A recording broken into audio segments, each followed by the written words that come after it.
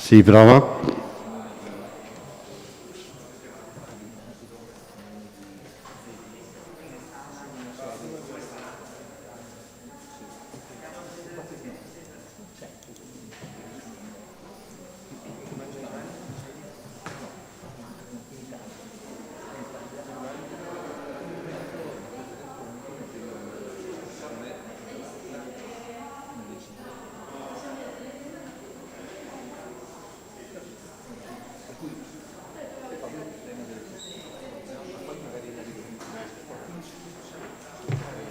Devo chiedere agli affari generali, non posso dare io l'autorizzazione.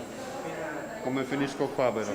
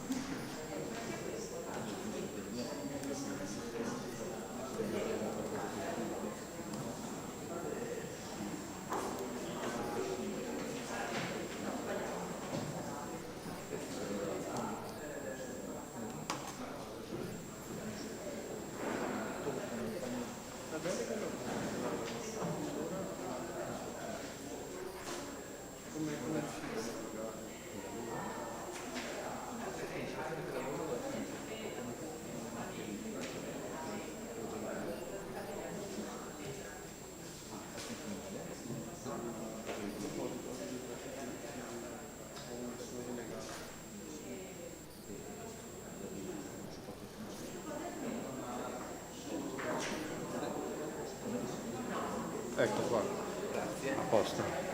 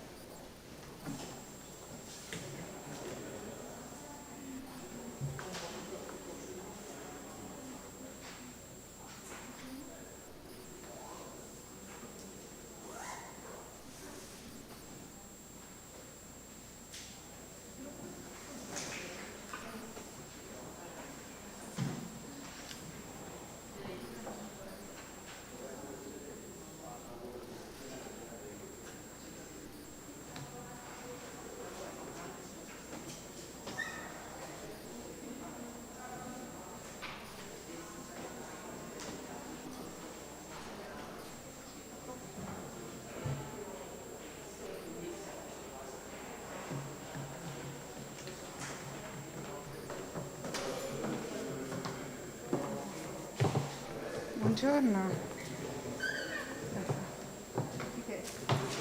l'ha detto che bisogna mettersi la mano sul cuore. Sono mantovano, regione dell'Alto, direzione dei servizi sociali e credo che oggi è l'amministrazione, ho un capello specifico su questo e quindi penso che dopo un'introduzione breve, insomma, sui saluti, dovete intervenire Luciano, dovete intervenire lei, e poi noi diciamo quello con Bellini, dare spazio all'eventuale contributo della platea, credo sia alla fine le considerazioni finali. Ok. Io farò un Ok, va bene. Porto via 2 minuti, quindi ci diamo del più. Va benissimo. Parla. Apri tu. Apri. Ok. Quindi i primi saluti, un'apertura, e poi fai anche tu il... Sì, faccio vedere.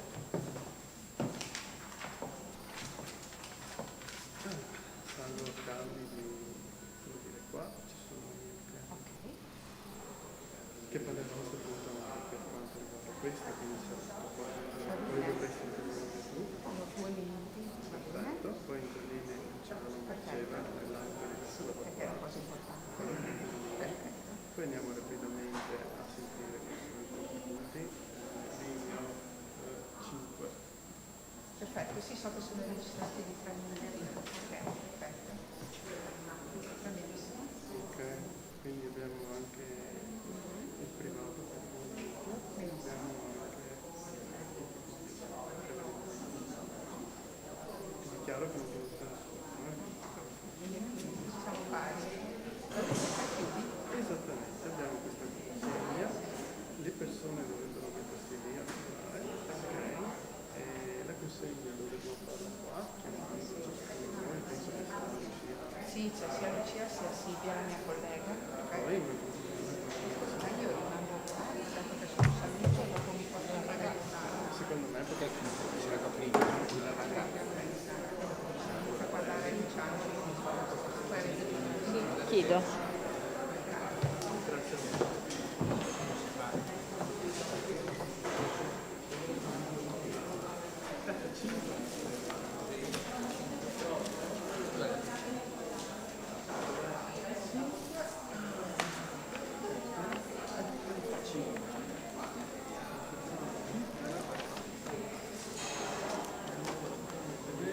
chiamiamo un tecnico.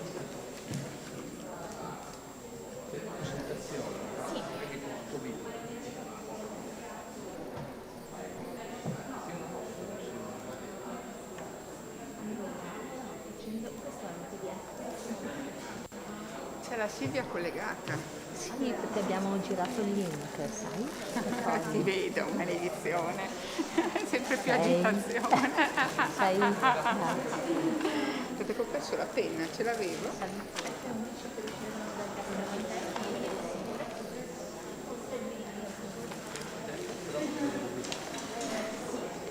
Non è il massimo, Dovrebbe essere pagina su pagina.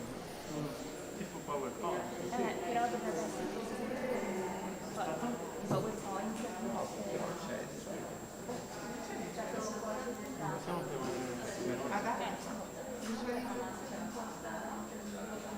Prova a sentire.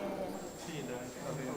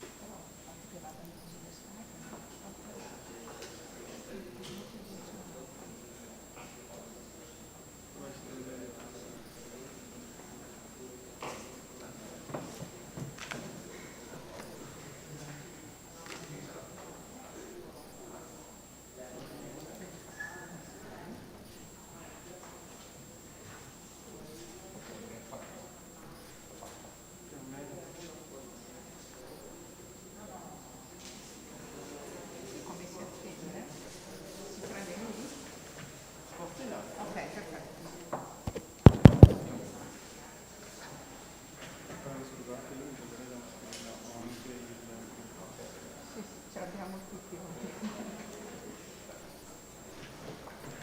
Possiamo cominciare, se siete d'accordo. Buongiorno a tutte e a tutti. Io sono Lucio Mantovan della Direzione dei Servizi Sociali della Regione del Veneto. Oggi rappresento la Regione e vi devo portare i saluti calorosi dell'amministrazione, in particolare dell'assessore Emanuele Latterini, che oggi non ha potuto essere qui, ma che è, come dire, presente perché è fortemente motivata, come tutta l'amministrazione, su questo tema e sulle politiche verso la famiglia in particolare. Oggi per noi è un momento importante perché arriviamo ad una fase, come dire, di ulteriore sviluppo delle politiche della Regione del Veneto verso la famiglia.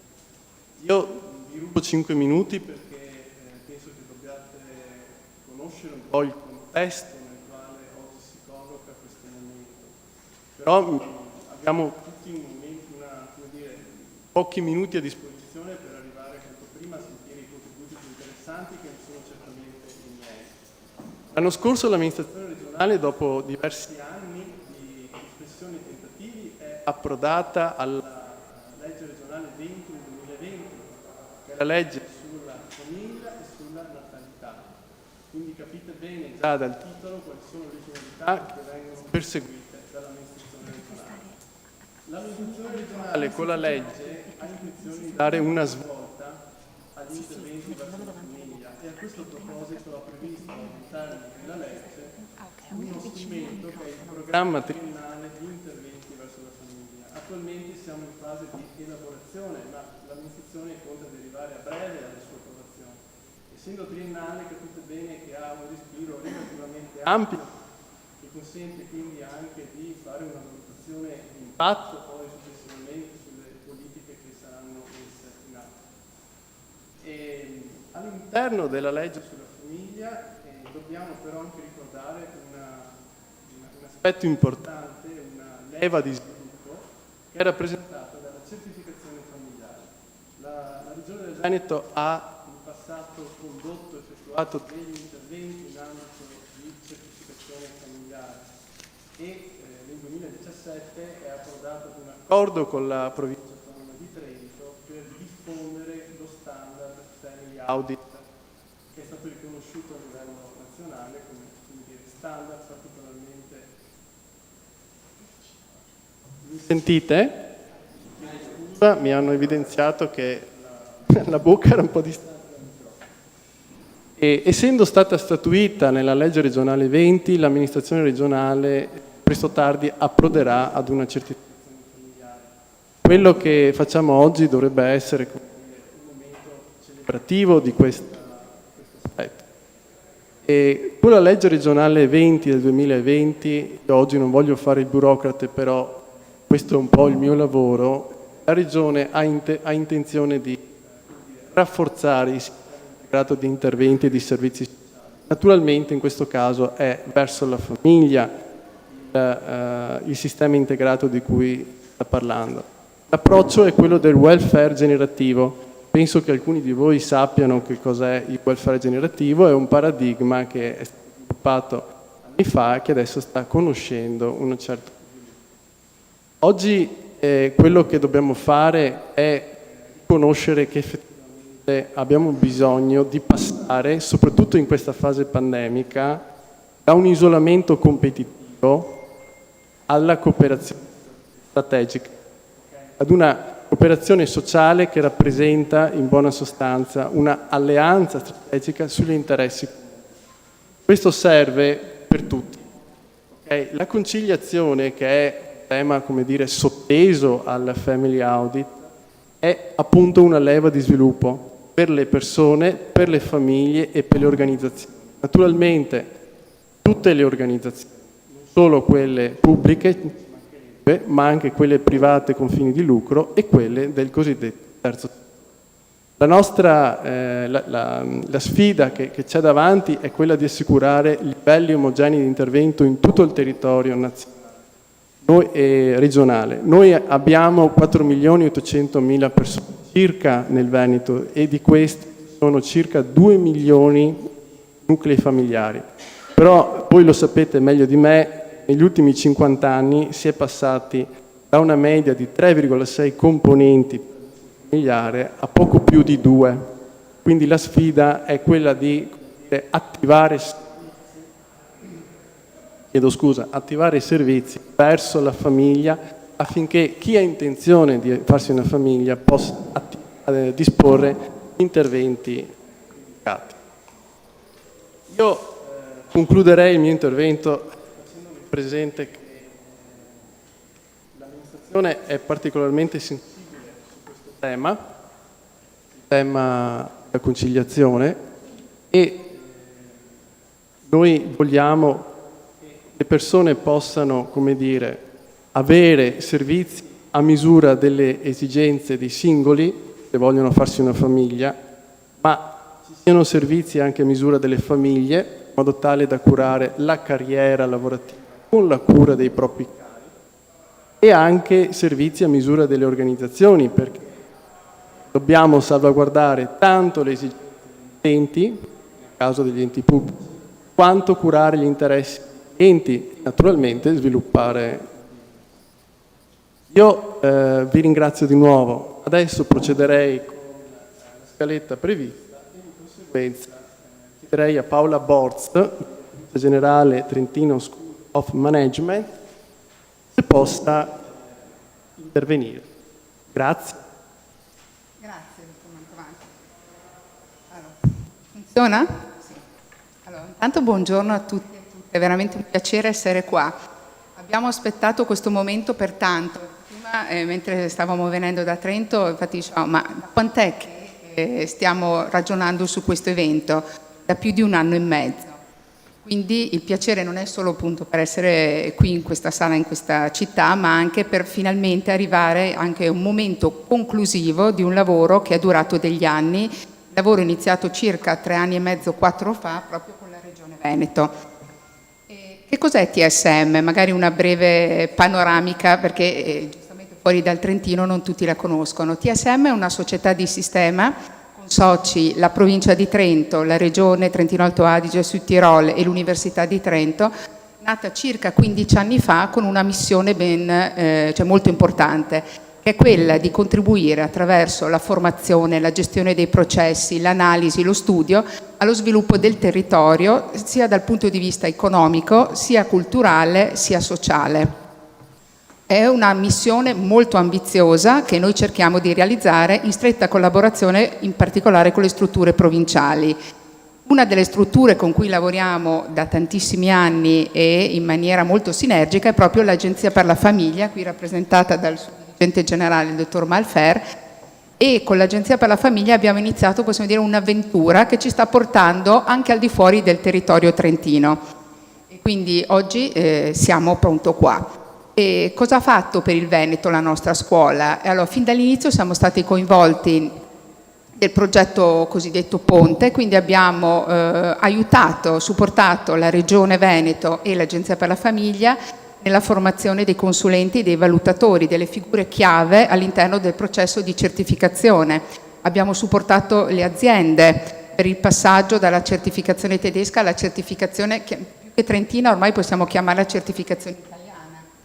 E poi stiamo lavorando anche all'analisi sull'impatto del lavoro fatto fino ad oggi. Quindi anche in questo caso il lavoro è stato differente, è stato portato avanti da varie persone all'interno della nostra struttura ed è un lavoro che sempre ci affascina e ci piace. Prima dicevo che sono passati 1 anno e mezzo da quello che doveva essere l'evento finale. Questo 1 anno e mezzo, inutile che io ve lo racconti, è stato un momento di grande cambiamento, in questo caso dovuto alla pandemia, ma si inserisce in un momento di grande cambiamento epocale, potremmo dire, all'interno in generale del mondo che viviamo. Cambiamento economico, cambiamento valoriale, cambiamento sociale, pensiamo solo alla digitalizzazione, alla trasformazione digitale in atto. Questo cosa ha portato anche a un ripensamento sia del modo di lavorare sia anche di noi stessi come persone, quindi ha portato, in alcuni casi gli studiosi parlano di disruption, quindi di necessità anche di ripensare noi stessi sia fuori sia dentro il lavoro. Perché ho fatto questa premessa? Perché dal punto di vista di TSM, dal punto di vista delle relazioni che abbiamo instaurato, dei rapporti che abbiamo ragionato anche su quello che noi facciamo, quale può essere il nostro ruolo, come possiamo aiutare, chiaramente una delle soluzioni, perché non abbiamo la soluzione, a uscire anche da questo periodo, da cercare di rendere alle difficoltà magari anche opportunità, sia dal punto di vista lavorativo sia dal punto di vista personale. Questo noi chiaramente lo facciamo attraverso la formazione, una formazione attenta, precisa, calibrata sulle esigenze delle amministrazioni, delle società e delle persone. Una formazione che aiuti sia le competenze, chiamiamole più tecniche, più digitali, che le aiuti a comprendere nella maniera giusta, sia anche le competenze soft, competenze che poi ci servono sia all'interno del lavoro sia fuori. Questa mia premessa e quindi questo ruolo di TSM si collega perfettamente con la certificazione di cui stiamo parlando oggi, perché è una certificazione che mette assieme in maniera vincente famiglia, comunque attività, esperienze o esigenze extralavorative, lavoro e formazione.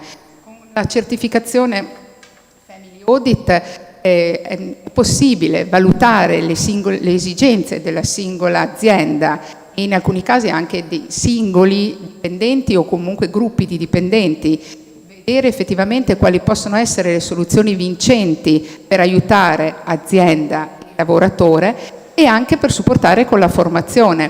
Pensiamo solo a una delle iniziative più classiche all'interno dei piani previsti dalle certificazioni Family, che è lo smart working. Sicuramente non è possibile mettere le persone in smart working senza una formazione, ma una formazione anche in questo caso che deve essere non tanto solo la sicurezza sul luogo di lavoro extra ufficio, ma anche come gestire le relazioni fuori dall'ufficio, come sentirsi lavoratori al di fuori dell'ufficio, come gestire degli imprevisti che normalmente non vengono presi in considerazione quando si pensa alla sede di lavoro normale. Quindi ho fatto solo un esempio di come questi tre elementi, formazione, lavoro, famiglia o comunque esigenze extralavorative siano importanti, siano legate e come questa certificazione possa in effetti raggruppare tutte e tre, quindi possa essere anche uno strumento, quindi non come dicevo prima, ma uno strumento importante anche per fornire a aziende, lavoratori e famiglie una possibilità appunto di trasformare questo periodo di crisi in un momento di opportunità. Noi siamo a disposizione, questo lo sanno, non solo come sempre dell'Agenzia per la Famiglia del Trentino, ma anche se serve della Regione Veneto, e quindi ben volentieri metteremo a disposizione anche in futuro tutte le nostre conoscenze e competenze. Vi ringrazio e vi auguro buon convegno. Grazie.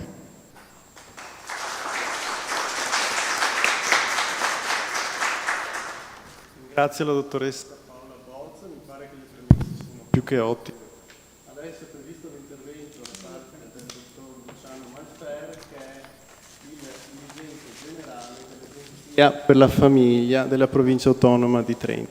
Grazie. Buongiorno a tutti, ringrazio Lucio Mantovan per il supporto che ci sta dando in questo momento seminariale, ma anche per il lavoro che ha fatto in preparazione alla gestione del piano Ponte. Niente, il senso del mio intervento è fare un po' un quadro di contesto di questa certificazione e qualche sguardo anche rispetto agli obiettivi e finalità che la certificazione si pone e anche qualche primo dato sugli impatti. Abbiamo fatto qualche approfondimento sulle aziende di questo piano Ponte, così chiamato, però anche con un benchmark rispetto a contesti valutativi che abbiamo implementato sia a livello locale sia a livello nazionale. E mi sentite? Perché sento che va e viene. Posso togliere questo? Va bene, allora, niente, il contesto, questo lo chiamiamo il modello delle 4V, no?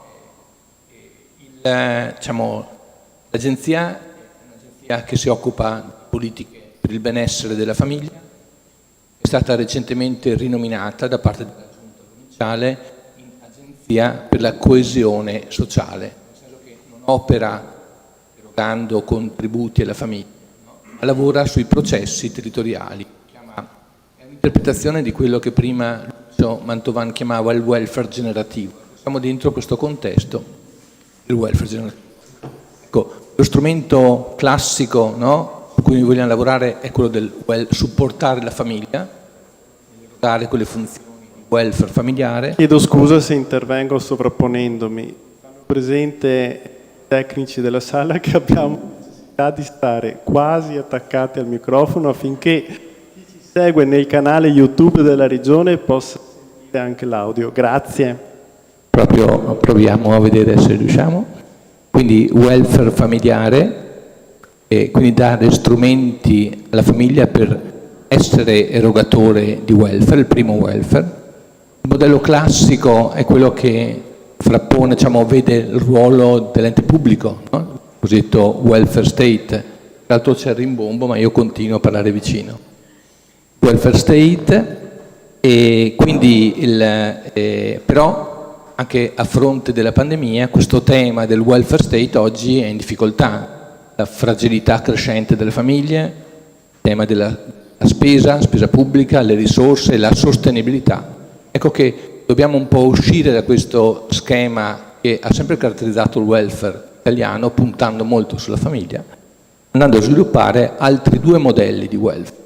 E noi siamo esattamente qui.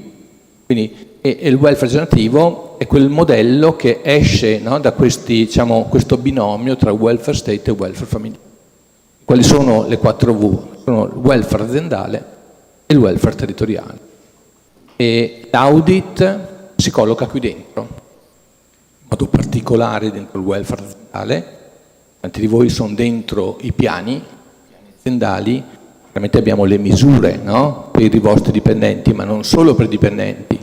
Come avete visto, l'audit però chiama anche l'azienda ad avere un ruolo, ad essere presente anche nel territorio. È importantissimo questo tema, la presenza sul territorio e anche il valore aggiunto, no, del territorio per lo sviluppo del territorio, anche per evitare le famose delocalizzazioni, no, per non fare terra bruciata, quindi insistere sul territorio e interpretare queste 4 V: welfare familiare, welfare state, binomio classico, welfare aziendale, welfare territoriale. Ecco, in Trentino parliamo, diciamo, questo percorso nasce nel 2009, la nostra amministrazione nel 2009 ha approvato il libro bianco su famiglia e natalità, andando a prefigurare questo tema della crisi demografica, e lì in quel documento di pianificazione strategica, si parlava della necessità di fare una legge specifica sulla famiglia, di costituire un'agenzia, una struttura che lavorasse con tutta la giunta, non è una politica socio-essenziale, tutti gli assessorati fanno politica per la famiglia, e andando a creare questo, l'abbiamo chiamato Sistema Trentino Qualità Famiglia, con una serie di metodologie attuate sul territorio, tra le quali, lo vedete, abbiamo il Family Audit. Ecco, però il Family Audit si legge dentro i distretti famiglia, i marchi famiglia, il Green Public Procurement, scusate, il Family Public Procurement, cioè come in ambito ambientale andiamo a preferire gli acquisti verdi. Oggi c'è un grande tema, ecco che a livello locale, ma è la promozione che sto facendo, andiamo a promuovere gli acquisti family, quindi quegli acquisti implementati erogati su servizi erogati da aziende che sposano i temi della conciliazione vita e lavoro e sono attivi dentro quel modello delle 4 V che abbiamo visto prima. Allora, eccolo qui, Family Audit, voi siete dentro perché siete dentro il processo, oggi conseguirete anche il certificato, ci abbiamo tenuto tanto questo momento, anche perché è un momento, diciamo, di arrivo, chiude una fase e ne apre un'altra. Abbiamo sentito anche, no, buoni scenari che si aprono rispetto all'evoluzione di questo processo in questa regione. Non era così allora, ecco che però le cose per fortuna, diciamo, vanno avanti. Da questo punto di vista c'è una legge a livello regionale, si parla di certificazioni e c'è un piano triennale che è ancora da scrivere. Quindi il Family Audit, in questo contesto, col piano ponte, va a lavorare su quelle formule che abbiamo detto prima, il welfare, è uno strumento di management, non è una politica che è rivolta solo ai dipendenti, non è una politica manageriale rivolta solo, tra virgolette, ai, le questioni del genere, è una politica che volutamente deve creare, noi su questo agenzia siamo sempre molto attenti, valore per i dipendenti, famiglia quindi, e per l'azienda. Dobbiamo sempre essere collocati dentro, deve creare valore per tutte le parti in gioco, dipendenti e azienda. Quindi una politica win to win, dove il valore viene distribuito tra i soggetti, gli stakeholder, i soggetti che partecipano al processo. E questo è un processo dal punto di vista anche dei benefici, e la bibliografia evidenzia, no? Quali sono i benefici della conciliazione vita-lavoro sia per i lavoratori che per l'azienda. Ecco, lo sforzo che si sta facendo è di dare un numero, di misurare possibilmente questi benefici, cioè andare a capire esattamente cosa ha prodotto l'azienda, il piano aziendale che è costruito con tutte le parti in gioco e di valore per i dipendenti e per l'azienda, per dare dei numeri a questo processo, convinti che le cose che non vengono misurate ci fanno stare sempre lì, sul posto. Ecco, noi dobbiamo indurre, qua c'è anche lo sforzo dell'ente pubblico, processi di misurazione dei fenomeni. Allora, il tema di sfondo è questo, dato che probabilmente qualcuno di voi conosce, questo è un grafico importante, nasce da Eurostat, eccolo qua. Eurostat rapporta i tassi di attività femminile, l'occupazione femminile col tasso di femminilità. Sullo sfondo abbiamo tutto il tema della denatalità, la regione Veneto è in crisi demografica, come in crisi demografica tutta l'Italia e tutta l'Europa, e si lavora molto per sostenere il tema della fecondità e della natalità. Una delle chiavi è quella del favorire l'occupazione femminile. Nelle aziende questa viene favorita tramite processi di flessibilità in uscita e non solo. Il dato conferma questo. I tassi di fecondità aumentano all'aumentare l'occupazione femminile. 30 anni fa non era così, questa curva era girata esattamente dalla parte opposta. Oggi non è più vero, le donne che stanno a casa fanno più figli delle donne che vanno a lavorare. Questo è un dato ormai consolidato ed è dentro il PNRR nazionale, quello europeo, ed è un grande tema su cui lavorare, per lavorare sul tema della natalità. Ecco, e questo chiaramente nella libertà delle famiglie e delle persone di definire i propri progetti di vita. Nessuno lavora su questi, però i presupposti devono essere quelli di favorire, laddove c'è il desiderio, l'occupazione femminile. Qui c'è un grande tema che viene trattato anche dentro il percorso Family Audit e probabilmente verrà anche trattato nella relazione successiva. Su questo abbiamo sviluppato dei protocolli, c'è un'intesa Stato-Regioni con il governo. Ad oggi le aziende certificate audit sono così distribuite a livello nazionale. In Trentino c'è una forte volontà locale di lavorare sulla certificazione. Tenete conto che in Trentino il 20% dei lavoratori dipendenti lavorano in aziende che hanno adottato piani di conciliazione vita-lavoro. L'obiettivo di legislatura è di arrivare al 40% di queste aziende, quindi questi piani di conciliazione. È chiaro che questi concetti, questi processi vanno formati. Ecco l'importanza di TSM, perché gli attori dentro l'azienda, fuori dall'azienda, devono avere un quadro conoscitivo sia degli obiettivi, ma anche avere le competenze, le conoscenze manageriali per gestire questi processi.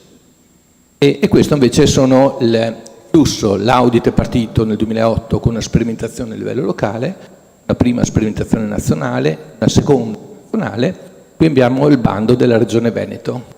Abbiamo chiamato Piano Ponte perché in Regione Veneto abbiamo fatto una serie di deroghe alle linee guida Family Audit proprio per accompagnare il passaggio di ponte tra la certificazione precedente a questa certificazione. Tutte le aziende che sono oggi interpellate avevano già una certificazione, no? Audit Famiglia Beruf. che oggi viene traghettata sul piano ponte, sulla certificazione Family Audit. Questo lo abbiamo visto anche nei dati e poi lo vedremo nei dati sull'impatto. Avanti, ecco il piano ponte, ecco, e noi abbiamo nella cartelletta c'è anche il report, documento, evidenza dei documenti e anche il documento scientifico con i dati sulla valutazione. Teniamo conto che sulla valutazione abbiamo potuto fare poco in quanto siamo sulla prima annualità del piano aziendale, no? Il piano si realizza dalle linee guida in triennio. E abbiamo valutato cosa è capitato, era un impegno che ci eravamo presi con la Regione Veneto, e diciamo, gli effetti prodotti dal piano aziendale su alcune determinanti aziendali legate a quel concetto della flessibilità lavorativa.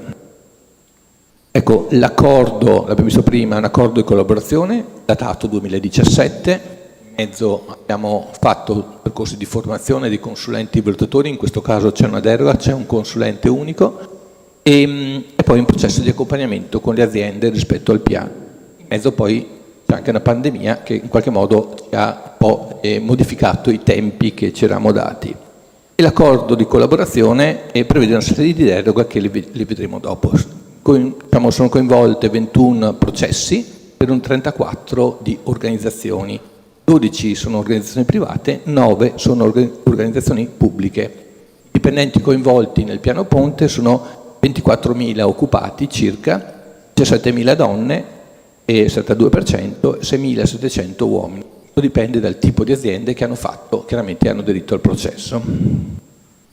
I piani aziendali, andiamo a vedere cosa sortito il processo. Quindi oggi vediamo qua, distribuzione delle organizzazioni per natura, pubbliche e private, quindi abbiamo 43% 9 aziende pubbliche e 12 aziende private, dimensioni, quindi abbiamo aziende al piano, quindi all'Audit Family and Beruf, hanno aderito in media organizzazioni grandi. No? Vedete, 15 sono organizzazioni over 100 dipendenti, mentre sono 4 le organizzazioni con medie cosiddette da 16 a 100 dipendenti, 2 organizzazioni piccole a 15 dipendenti.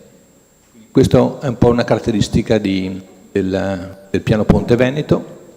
E donne e uomini, vediamo un pochino pubbliche e private, dove sono i lavoratori. Qui abbiamo aziende pubbliche importanti, AULS, che chiaramente portano in dotazione tanto personale che è rappresentate in queste sale.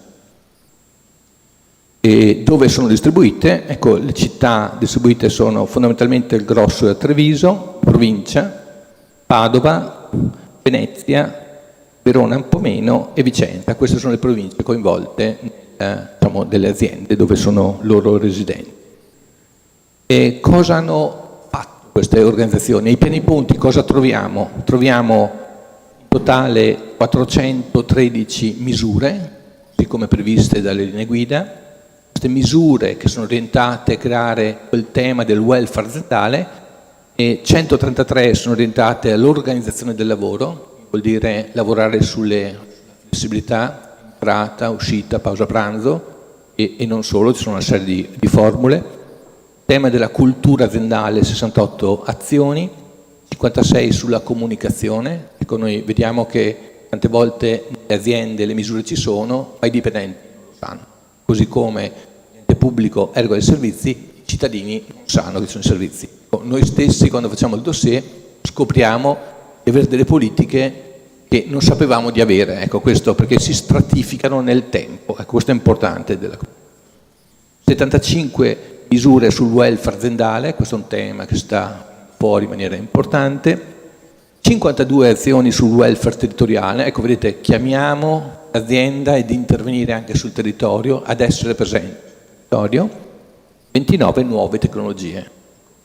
E questo poi il piano, chiaramente è un piano che risente del 2017, in mezzo è cambiato tutto, no? Perché quest'ultimo campo è un campo che negli ultimi anni, come diceva poc'anzi la dottoressa Borza, ha avuto un'esplosione veramente importante. Ecco, e qui vabbè il dato l'abbiamo visto prima. Quindi seguono, abbiamo visto indicatori e l'impatto, no? Allora andiamo a vedere. alcuni dati rispetto a questo. Ecco, nella prima valutazione noi siamo intervenuti su aziende che erano già certificate sullo Stato. E questo è un dato, quindi aziende che avevano già dei piani aziendali. Abbiamo riproposto i piani ponti adattando con le misure del Family Audit che avevano delle macro ambiti differenti e questo lo si vede, no? Andiamo a vedere un pochino qualche indicatore. Vado in velocità, ecco. Per poter misurare gli impatti è stato elaborato soprattutto quel primo macroambito sull'organizzazione del lavoro, un indice cosiddetto di flessibilità.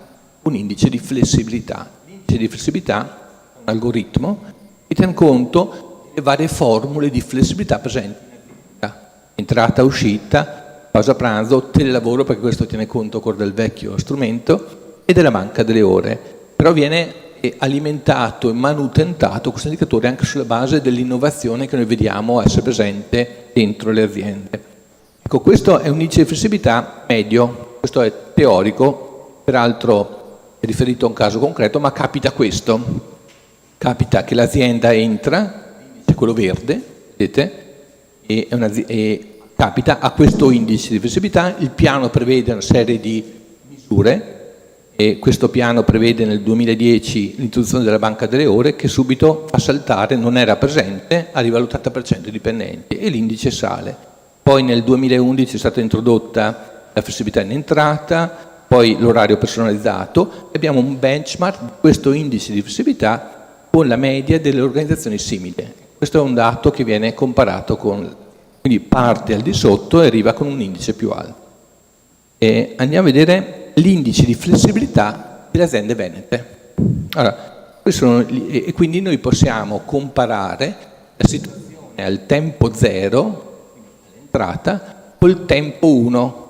Il tempo 1 è quando arriva il valutatore e noi chiediamo il modello di rilevazione dei dati. Quei dati vengono elaborati.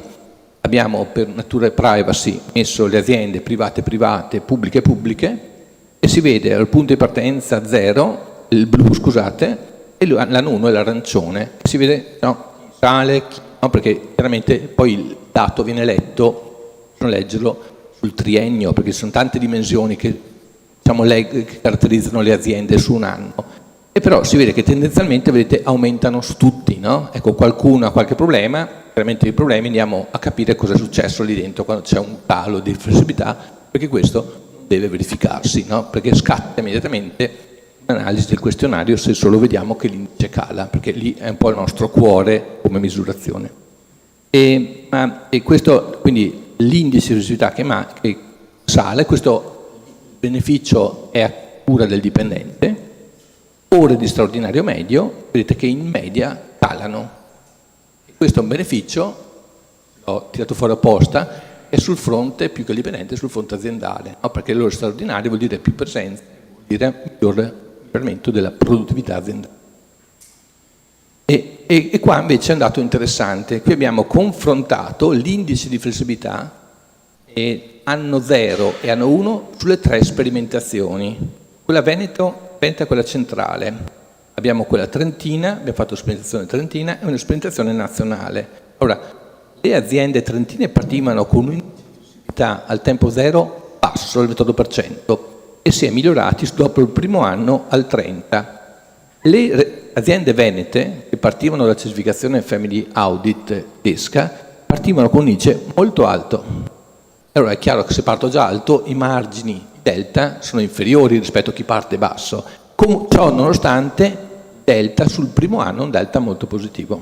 Questo è anche interessante fare il benchmark con le varie sperimentazioni.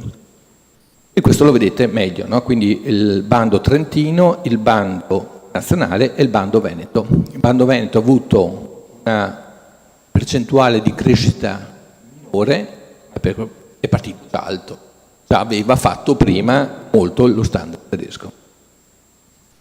Ecco, e adesso faccio vedere, e ho quasi ancora 3 slide, degli indicatori di impatto riferiti a aziende non venete, e dobbiamo avere 3 anni, no, per vedere come il piano si è realizzato, su altri gruppi di aziende omogenei. Qui abbiamo sul Family Audit, seconda sperimentazione nazionale, l'abbiamo presentata con Bologna, anche abbiamo fatto una pubblicazione su questo. Ecco, questo è il dato interessante. Andate a vedere anche sulla pubblicazione, c'è qualche riferimento nella cartella. Allora, media, benefici sulla flessibilità che sono potuti realizzare, occupati part-time, per il lavoro personalizzato, banca delle ore, benefici per il dipendente, ore straordinarie medie come sono calate e giorni di malattia medi come sono calati, benefici fronte azienda, win to win come dicevamo in partenza. E un altro dato è questo, dati a vedere ancora più sofisticata un pochino l'analisi, e il tema era questo: ma l'audit consente anche di andare a migliorare l'occupazione femminile? Punto di domanda. E tema delle progressioni per le donne dentro l'azienda, riusciamo a vedere qualcosa anche su quello? Su questo abbiamo fatto qualche approfondimento di dettaglio grazie all'ufficio, e ringrazio la dottoressa Klaus che è qua presente e supporta tutto il processo, e vediamo l'analisi. Quindi occupazione femminile, qui abbiamo il dato provincia di Trento, Bordeaux, quindi via il processo, termine processo, l'occupazione è aumentata dell'1%, siamo sull'ordine, qui vediamo un po' i dati, parliamo di 100.000 dipendenti, in questo modo, mentre il dato azzurro è a livello nazionale, quindi il confronto inizio processo, quindi l'occupazione femminile è aumentata del 2%, non sappiamo se è causato dall'audit, però sicuramente il contesto favorisce questo. E l'altro dato, e ho finito, riguarda l'analisi impatto donne in posizione di quadro. Ecco, questo è il famoso tetto di cristallo. Ecco, analisi, diciamo, punto di partenza, il T0 e il T3, dopo 3 anni di piano. Dal 35 al 36, piccolo crescita c'è, non sappiamo se è dovuto chiaramente all'audit, però il dato confortante è che questo sia verificato. Sarebbe stato molto negativo se fossero calate queste cose. Ecco, da ultimo, e questo è un messaggio che lancio alla Regione, è quello di prevedere per le aziende che implementano questi processi di conciliazione vita-lavoro dei sistemi premianti al pari di quello che già esiste oggi, magari su aziende certificate ISO 9001.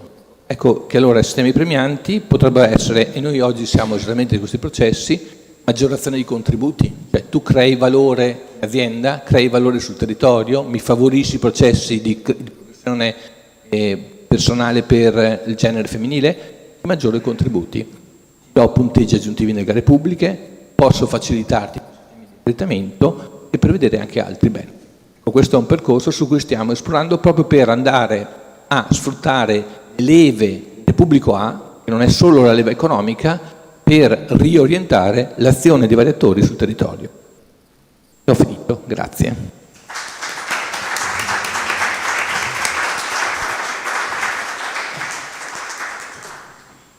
Grazie al dottor Luciano Molfer. Io sono sempre contento quando parla lui, lo conosco dal 2008 anche se lui non si ricorda di me, ero più giovane all'epoca comunque. Ecco. E io devo dire che oggi è una bellissima giornata perché mi aspettavo, come dire, che fossimo molto indietro, invece vedo che siamo molto avanti, ma soprattutto sento che ci sono soltanto aspetti positivi dall'implementazione del Family Audit. Tra l'altro ho visto, sono concesso che io abbia capito bene, e c'è questo algoritmo che ci aiuta moltissimo. Siccome adesso si parla tanto di algoritmo, soprattutto quello che lede, come dire, l'autonomia delle persone, mi pare che questo sia soltanto un faro per noi, insomma, per l'implementazione di politiche serie, vere, fattive verso la... Comunque, io adesso darei la parola alla dottoressa Anna Maria Ponzellini, che è una studiosa di organizzazione del lavoro, politiche del lavoro, del welfare, pari opportunità e conciliazione lavoro-famiglia. Credo che sarà all'altezza delle nostre aspettative anche dopo l'intervento del dottor Luciano Molfer, di cui penso che la Regione possa solo che essere contenta. Grazie.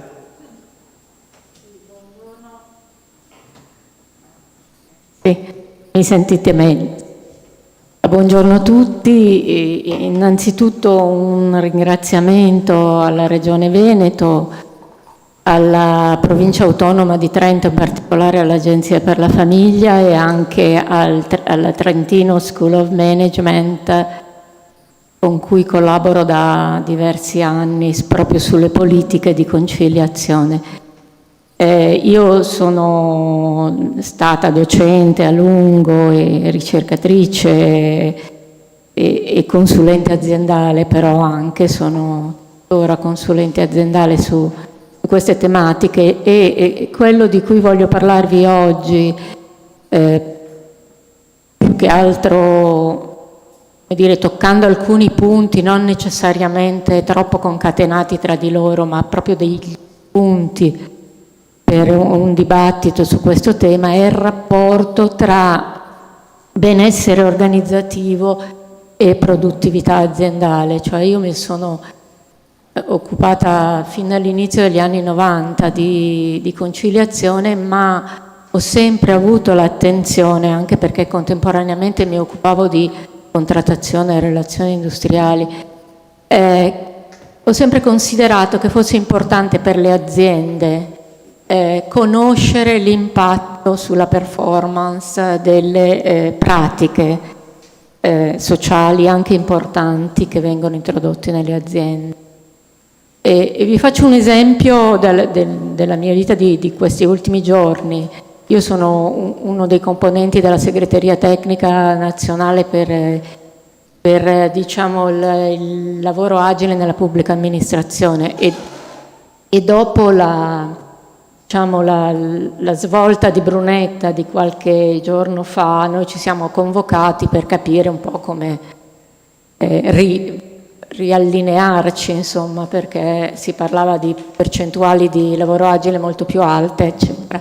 E la mia proposta, credo accolta poi dalla gran parte dei membri della Commissione, è stata quella: troviamo velocemente degli indicatori sintetici per verificare l'impatto dello smart working sulla performance degli enti. E vediamo dove e come la performance è stata critica e dove invece siamo tranquilli, perché noi della Commissione siamo tutti favorevoli, siamo lì per quello, siamo convinti che la produttività, però ci vogliono anche delle misure che ci consentano poi di convincere, in questo caso i decisori pubblici, in altri casi i decisori aziendali, in questo caso anche l'opinione pubblica.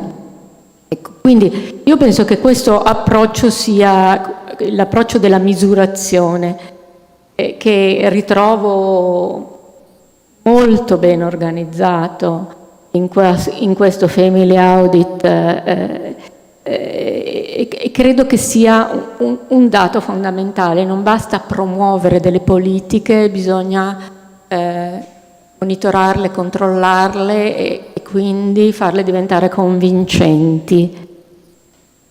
I punti che voglio toccare sono 5, non sono tantissimi, e lo faccio anche molto brevemente. Il primo punto riguarda le persone. Allora, mi ha abbastanza stupito lunedì nel tardo pomeriggio un convegno del centro Einaudi a Torino. Il presidente di Federmeccanica, Alberto Dal Poz, è uscito per inciso si presentava un libro che è Il tassello mancante. È un libro che ha un'ipotesi molto forte, che quello che sta mancando nel rapporto tra imprese e innovazione tecnica attualmente è il discorso della strategia organizzativa. Manca disegno organizzativo. Da noi poi nella nostra cultura aziendale la competenza dell'organizzazione competenza organizzativa non è molto elevata. E rispondendo su questo, sempre per inciso, un libro che ho curato con una collega e che presenta però il lavoro di una quindicina di studiosi, e mi ha molto stupito che il presidente di Federmeccanica, quindi un'associazione che rappresenta aziende dell'area più hard, no? E anche più maschile, se volete, uscisse con questa affermazione le persone sono centrali nella performance delle imprese. Una cosa che diciamo noi che facciamo il lavoro di consulenza e di studio, eccetera, da tantissimo tempo, ma che non sempre mi sembra di riscontrare poi nella cultura delle imprese.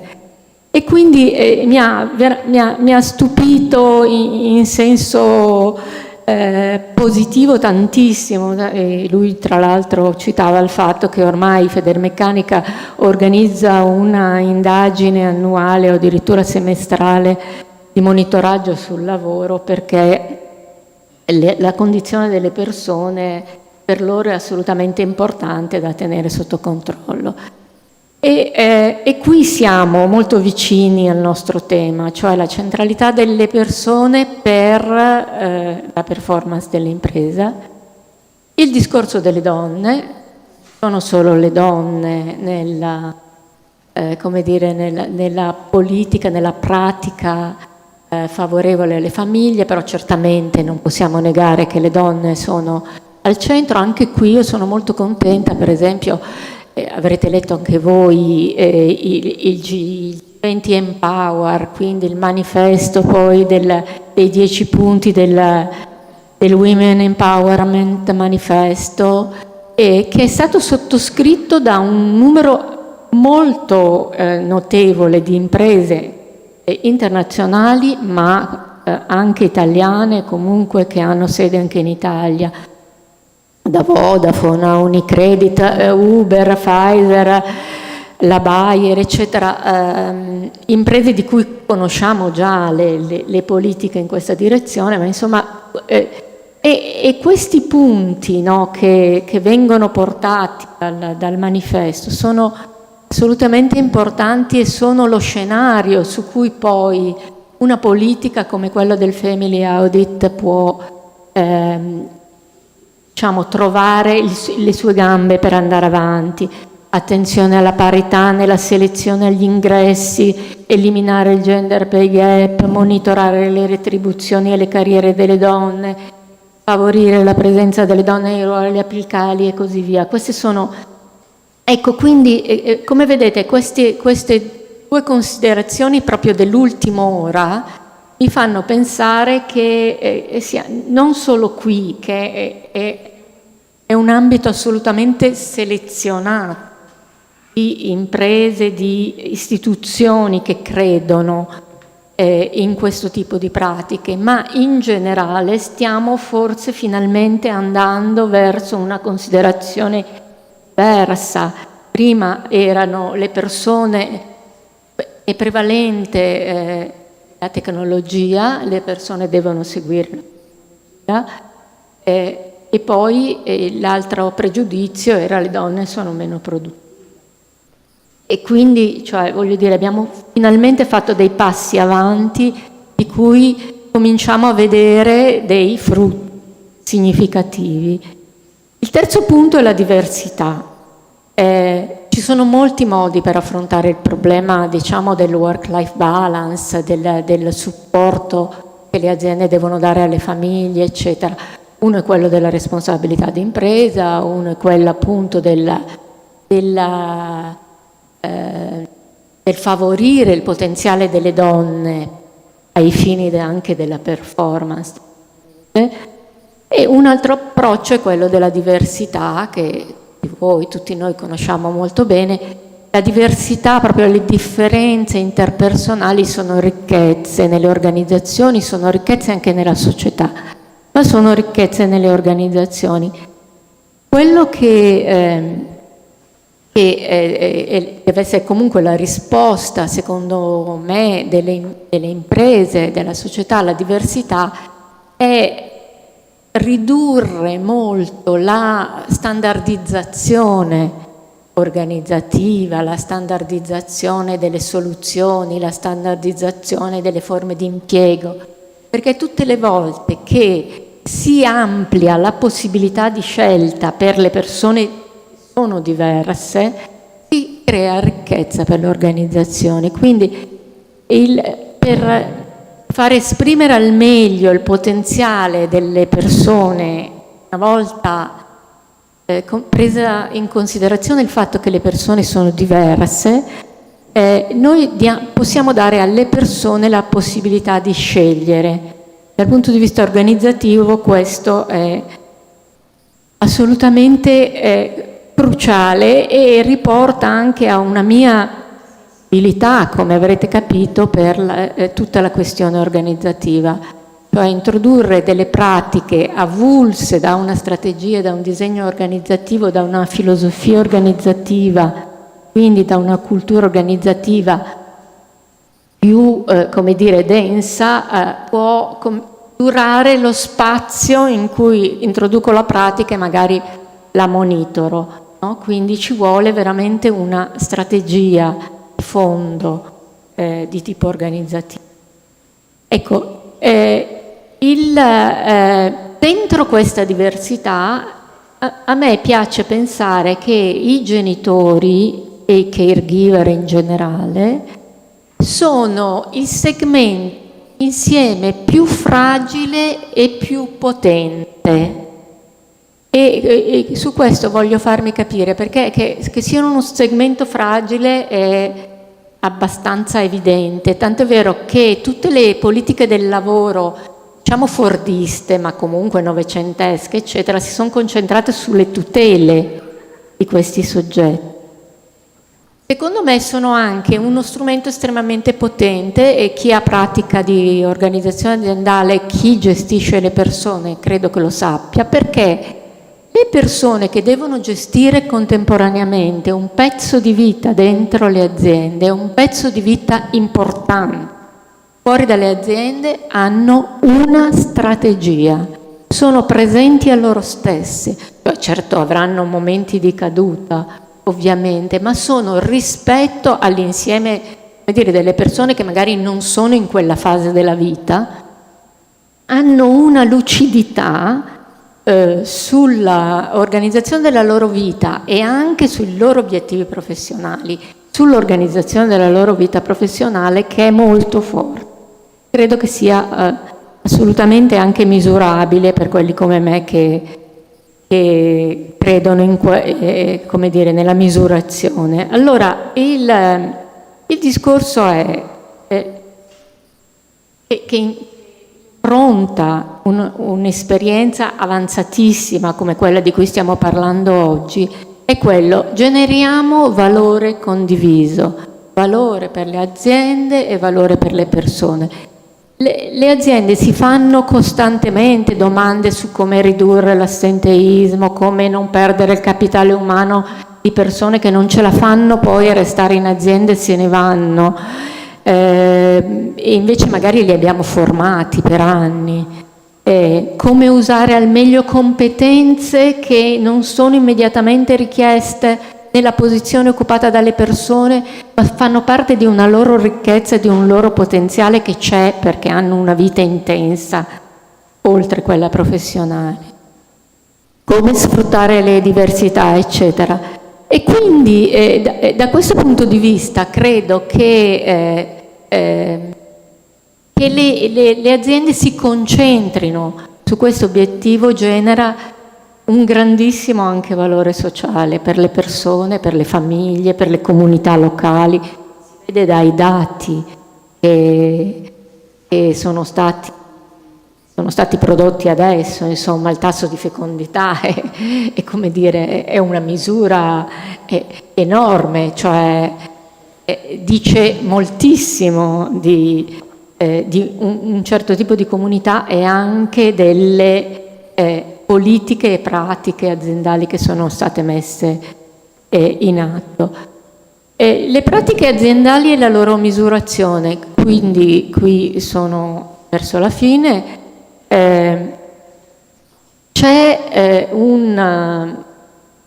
ci sono moltissimi studi, io li sto seguendo dagli anni 90, che misurano le pratiche aziendali nei confronti delle persone, quelle che sono state variamente chiamate comunque come high performance work practices, che sono sostanzialmente pratiche, possono essere la formazione per esempio, oppure gli incentivi salariali, oppure le pratiche di motivazione e tra questi sicuramente le pratiche di work-life balance. Sono pratiche che sono state monitorate in Europa, anche in Germania, in Svizzera ci sono dei buoni studi, ma soprattutto negli Stati Uniti ormai da ventina d'anni si tiene conto del differenziale di performance delle aziende che applicano queste pratiche avanzate, ed esiste effettivamente un differenziale di performance, anche se devo dire che spesso è difficile poi dissociare le singole pratiche, però esistono per esempio degli studi anche soltanto sulle pratiche di work-life balance che ci dicono che anche isolatamente il work-life balance produce aumenti di produttività nelle aziende. Ecco, finisco su una cosa che forse c'entra poco oggi, ma mi sta a cuore. Come avete visto sono interessata di smart working. Sullo smart working, che può essere potenzialmente un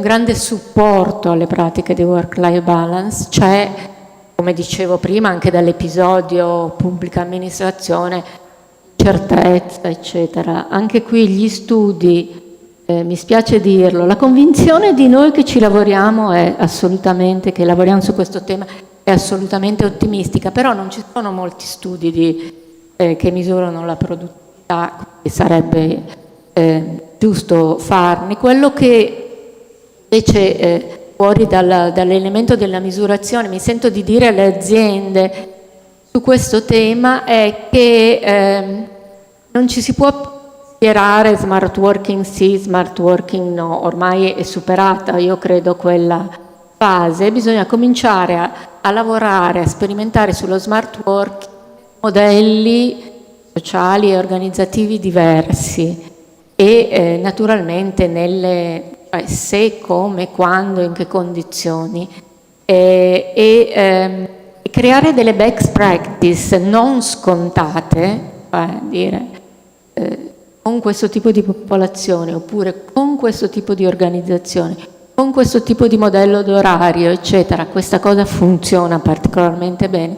Secondo me è una bella frontiera sul tema del work-life balance da affrontare adesso. Vi ringrazio.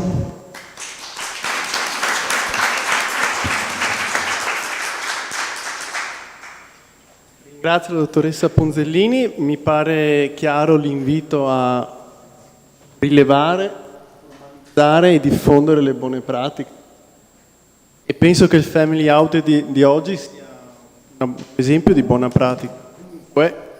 Direi di procedere. Adesso sono previsti una serie di interventi, 5 da quello che vedo dalla scaletta, da parte di organizzazioni che hanno chiesto di offrire la loro testimonianza, e noi siamo ben grati. Vorrei soltanto scusarmi con le persone in sala, perché oggi ho dimenticato di salutare la consigliere di parità o la delegata della consigliere di parità che è intervenuta e che ovviamente rappresenta una tematica che ha molto a cuore, e ovviamente nel programma triennale di interventi verso la famiglia c'è uno stretto raccordo con le iniziative portate avanti, curate, sostenute dalla consigliere di parità. La prima persona chiamata a parlare è Viviana Maretto, referente interna del Comune di Padova. Io chiedo ecco, perfetto, a Viviana se è possibile che venga qui dove c'è lo scranno. Purtroppo dovrebbe tenere il microfono più vicino possibile alla bocca. Grazie. Allora, buongiorno a tutti. Abbiamo così deciso di fare un po' questa testimonianza per spiegare un pochino che cosa ha rappresentato per la nostra organizzazione il processo di audit, aderendo appunto al piano Ponte, poi avendo già la possibilità di vedere i primi risultati con la prima annualità. Allora, devo dire che le riflessioni in merito sono soprattutto due. Questo percorso ci ha permesso di valutare, di rivalutare molto un tema che era anche emerso, la centralità del dipendente. Noi siamo un'organizzazione piuttosto grande, abbiamo più di 1700 dipendenti, abbiamo sempre avuto un'attenzione, devo dire, particolare al benessere, ma la possibilità di come dire, mettersi a tavolino e iniziare a ragionare in maniera un po' più definita su una serie di azioni che fossero complessive, che riguardassero diversi aspetti della vita dei nostri dipendenti, è stato un elemento estremamente importante. Devo dire che la pandemia ci ha, come dire, poi gettato in questa dimensione, no? Di mancata separazione fra quella che era la vita personale e la vita lavorativa. Io credo che fino a prima avessimo più l'idea del dipendente. Con queste esperienze abbiamo dovuto far fronte anche a tutta una serie di problematiche che erano molto più attinenti alla vita personale e alla gestione familiare, e questo ci ha messo in moto una serie di riflessioni e fatti entrare molto di più nell'idea che la separazione fra questi due ambiti doveva essere un po', come dire, eliminata. La persona va vista nella sua complessità rispetto al ruolo che ha al lavoro, ma anche rispetto alla vita familiare, e questo ci ha come dire, permesso di sperimentare, ma credo come in molte altre organizzazioni, delle modalità di organizzare il lavoro diverse, che sono diventate un patrimonio importante in termini di riflessioni rispetto a flessibilità, modalità di organizzare il lavoro. Devo dire che questo ci ha permesso anche di ragionare rispetto a un tema che noi non avevamo mai considerato, che era quello dell'onboarding. Quindi nel momento in cui accogliamo nuovi dipendenti, questa può essere un'importante occasione per riuscire a come dire, proprio capire e permettere un inserimento che sia il più positivo possibile per la persona e per l'organizzazione, nel senso che il tema ovviamente di fondo è quello di migliorare l'organizzazione e migliorare la produttività rispetto anche a quelli che sono feedback che i dipendenti stessi ci possono dare. Quindi un'azione che abbiamo messo in campo e che cercheremo e che intendiamo realizzare in questa prossima annualità è proprio un momento di ascolto con i dipendenti che sono neoassunti, che è un tema rispetto al quale avevamo fatto altri interventi in termini di formazione, per esempio, ma mai di rapporto individuale, e questo anche perché le recenti assunzioni ci portano di fronte a una serie di dipendenti che hanno caratteristiche anche da un punto di vista demografico molto diverse rispetto ai dipendenti che noi abbiamo in questo momento nell'organizzazione. E quindi riteniamo che questo ci possa, come dire, dare un contributo importante. L'altro elemento e l'altra esperienza che è stata per noi molto importante è stato il gruppo interno all'audit.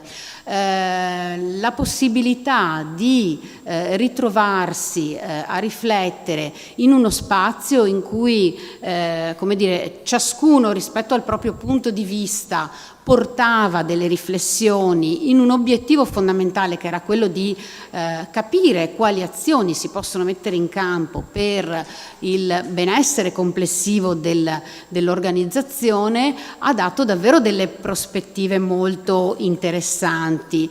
Anche perché in genere magari i tavoli di lavoro sono tavoli di lavoro con obiettivi più specifici o sono rispetto a problematiche specifiche. Il gruppo di lavoro interno all'audit ha lavorato molto sul miglioramento dei processi, sul miglioramento delle condizioni, quindi con una prospettiva, altro elemento fondamentale, un po' di lungo termine sugli interventi che si andavano a realizzare. E quindi c'è stato davvero un contributo importante da parte delle diverse componenti dell'organizzazione. Non ultimo il fatto che si è fatto quel raccordo importante con il welfare territoriale. che non è, come dire, appannaggio del settore o degli uffici che attività di welfare territoriale fanno, ma diventa appunto una ricchezza anche per l'organizzazione. L'organizzazione è inserita in un territorio e questo ci ha permesso di fare ancora di più questo passaggio, no? Di un'organizzazione che è necessariamente influenzata e influenza il territorio. E quindi questo tipo di opportunità c'è stata grazie a questo momento importante del gruppo interno. Ecco, io volevo portare questi due.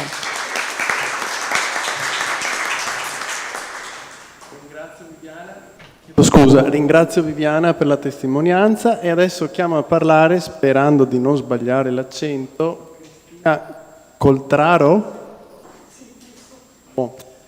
di NEP SRL. Grazie.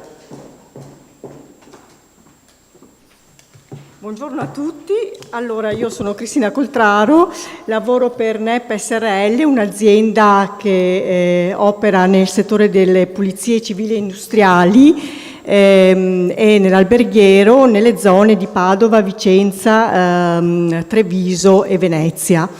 Allora, noi il tema della responsabilità sociale è sempre stato molto sentito nella nostra azienda, visto che abbiamo una forte componente femminile e straniera, che molto spesso è anche l'unica fonte di reddito per la propria famiglia. Perciò ci siamo sempre resi disponibili e comunque a ricercare di fornire un'ulteriore protezione economica, sanitaria, fisica e non ultima anche alimentare alle nostre dipendenti. Noi abbiamo iniziato questo percorso già nel 2014 con la certificazione Audit Famiglia e Lavoro e poi non siamo riusciti ad arrivare ad ottenere il certificato, ma poi con il passaggio al piano ponte tra la regione, tra la provincia di Trento e la regione Veneto, nel 2019 abbiamo avuto appunto la certificazione. Oggi ritireremo il certificato finalmente. A luglio 2021 abbiamo concluso la seconda annualità della fase attuativa e posso dire che le azioni che in questi anni ci hanno caratterizzato sono stati soprattutto lo smart working, che già prima della pandemia, che lo ha reso un po' obbligatorio, era già stato istituzionalizzato. Tutte le figure dell'ufficio possono usufruire di questa opportunità, va da sé che invece le operatrici che lavorano in cantiere non ne possono usufruire. D'altro canto, per questa tipologia di figura professionale abbiamo pensato di dare, allora, visto che disponiamo di una fascia oraria di turnistica molto ampia che va dalle 8 di mattina anche alle 6 della mattina fino alle 8 di sera, possiamo disporre di una fascia ampia di turnazione, perciò diamo la possibilità alle nostre dipendenti che hanno carichi di cura, carichi familiari, di scegliere quale fascia di lavoro gli è più congeniale. Ancora flessibilità in entrata e in uscita o per la pausa pranzo.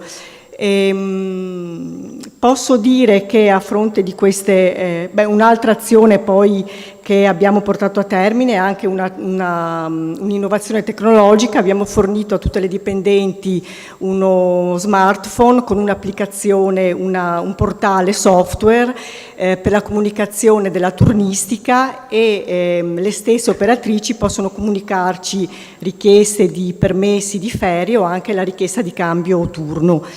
I benefici che ha portato alla nostra azienda la certificazione sono stati sicuramente una maggior fidelizzazione dei nostri dipendenti e una diminuzione dell'assenteismo e del turnover, una maggiore visibilità verso clienti e fornitori e anche verso il nostro territorio, un notevole miglioramento dell'immagine. Anche la possibilità non ultima di partecipare a corsi di aggiornamento che offre la regione, la provincia di Trento, e sì, una maggiore visibilità e conoscenza da parte nel nostro territorio, e anche una collaborazione, un venire a contatto con realtà che condividono le nostre visioni per conoscere nuove azioni e per scambiarsi idee, per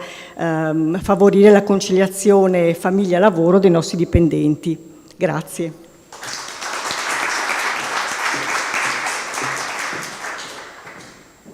Cristina, vorrei soltanto precisare questo, che Family Audit non rappresenta chiaramente una cattedrale nel deserto, occorre, come dire, che sia inserita in un sistema. La Regione del Veneto è impegnata da tempo nella promozione delle alleanze territoriali per la famiglia. Si tratta di una sorta di piccolo sistema integrato di interventi e servizi sociali in un'ottica di sussidiarietà verticale, vengono affidate ai comuni con un comune capofila. A me è piaciuta molto quella testimonianza che ho avuto modo tra l'altro di sentire a Trento, dove nell'ambito di un'alleanza territoriale per la famiglia si era riusciti a portare un servizio a chilometri zero di beni a uso e consumo delle persone dipendenti di un'azienda, in modo tale che riuscissero a fare la spesa, come dire, sotto casa, ma nel contempo anche a scappare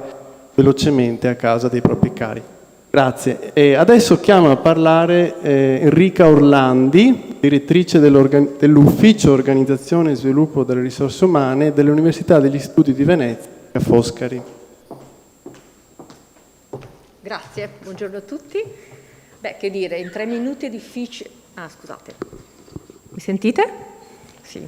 Sì, cercherò in 3 minuti di essere sintetica, ma di trasmettervi le cose veramente importanti che abbiamo ottenuto attraverso questa certificazione.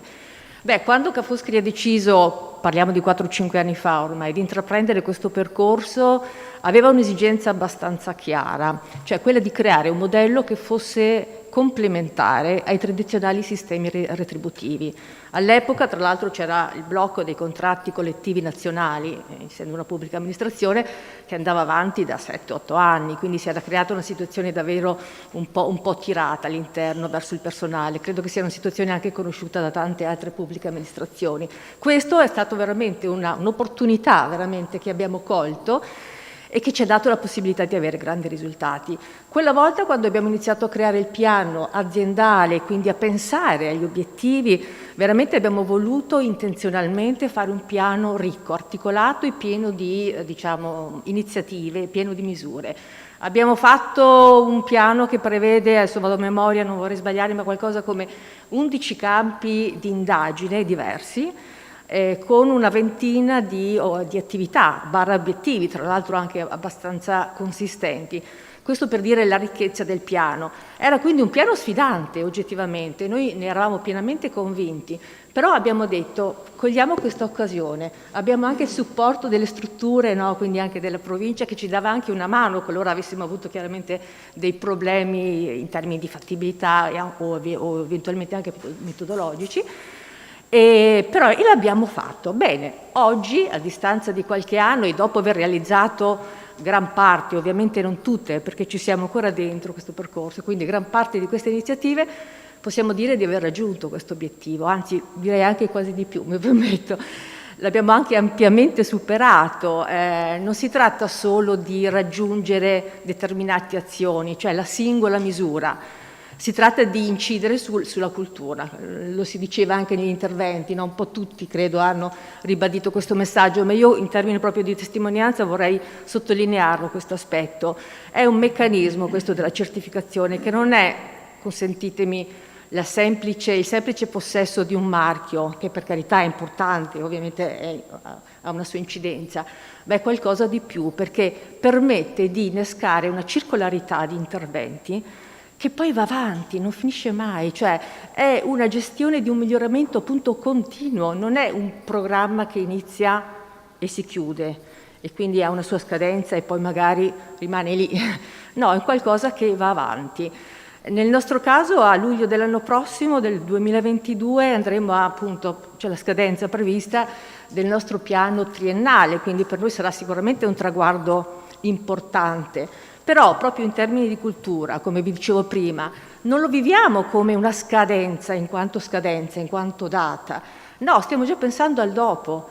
Ovviamente stiamo anche facendo le attività previste in questa terza annualità, che tra l'altro sono anche quelle abbastanza ambiziose, ma questo meccanismo di lavorare su più dimensioni, più o meno contemporaneamente, ma comunque che vanno tutte nella stessa direzione della conciliazione, soprattutto conciliazione vita-lavoro, qualità del lavoro, benessere interno, organizzativo, ecco, devo dire che questo ci consente di pensare proprio al post, a obiettivi nuovi, a obiettivi ovviamente anche, come dire, coerenti con la situazione nuova che si è venuta a creare. Nel nostro piano, dicevo prima, un piano di obiettivi particolarmente intenso, ve ne cito solo alcuni, tanto per così darvi qualche esempio. Abbiamo fatto delle iniziative relativamente alla digitalizzazione dei processi amministrativi, abbiamo veramente dematerializzato tantissimi processi, abbiamo attivato delle misure appunto di welfare relative all'assistenza sanitaria del personale che prima non c'erano, siamo intervenuti chiaramente anche sulla tutta la parte dell'organizzazione del lavoro, quindi sicuramente la sperimentazione dello smart working. Sto parlando in epoca pre-Covid, quello vero, non lo smart working che stiamo vivendo, diciamo, da un anno e mezzo a questa parte che è di tipo emergenziale, ma il lavoro agile proprio pre-Covid, avendolo sperimentato prima, ci ha sicuramente consentito di, diciamo, reagire con una certa, diciamo, flessibilità all'insorgere del Covid, nel senso che avevamo già potuto utilizzare, sperimentare questi strumenti, li avevamo già messi in campo da un anno e mezzo circa e quindi eravamo già attrezzati.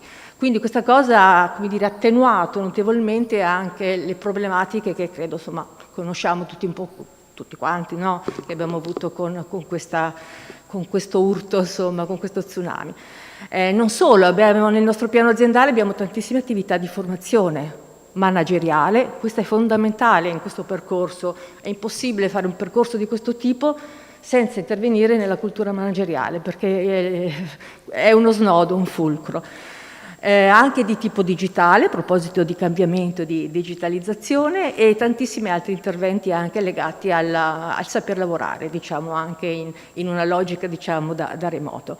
Ecco, abbiamo anche in previsione quest'anno delle indagini interne sul clima organizzativo, l'abbiamo fatto 3 anni fa, ma adesso dovremmo riproporle. Ecco, una serie appunto di misure che spaziano su più campi e che però vanno tutti nella stessa identica direzione. Ecco, quello che mi preme sottolineare, e finisco, è proprio questo, che il percorso non è mettere in campo una serie di attività che poi rimangono appunto importanti, certo, ma poi possono rimanere fine un po' se stesse, è portare avanti una cultura, no? Proprio diversa, la cultura del cambiamento, anzi, mi permetto di dire, del miglioramento organizzativo interno, che incide ovviamente sia sul personale sia sull'organizzazione. Nel nostro caso abbiamo visto che un percorso di questo tipo, che noi inizialmente l'avevamo appunto proiettato soprattutto sulla conciliazione vita e lavoro, non è stato solo quello, anche certamente perché l'avevamo messo, ma poi ha inciso appunto anche sul senso di appartenenza, sulla performance. Noi abbiamo visto dei dati legati appunto alla valutazione delle performance, in particolar modo dei comportamenti organizzativi, che sono veramente, ci hanno veramente stupito in senso positivo perché sono aumentati. Quindi ecco, c'è un progresso anche da questo punto di vista.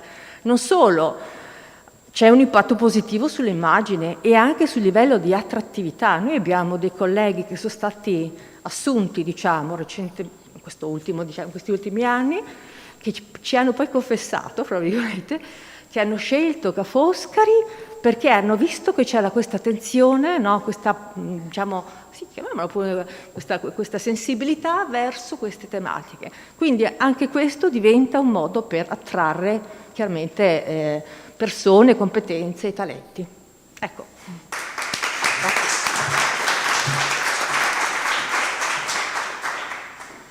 Grazie alla dottoressa Orlandi che ci ha fatto capire che il di audit consente anche di implementare il cosiddetto Kaizen, giusto? Il principio di miglioramento. Adesso chiamo a parlare la dottoressa Sabrina Matteazzi, responsabile delle risorse umane dell'ospedale riabilitativo di alta specializzazione. Grazie.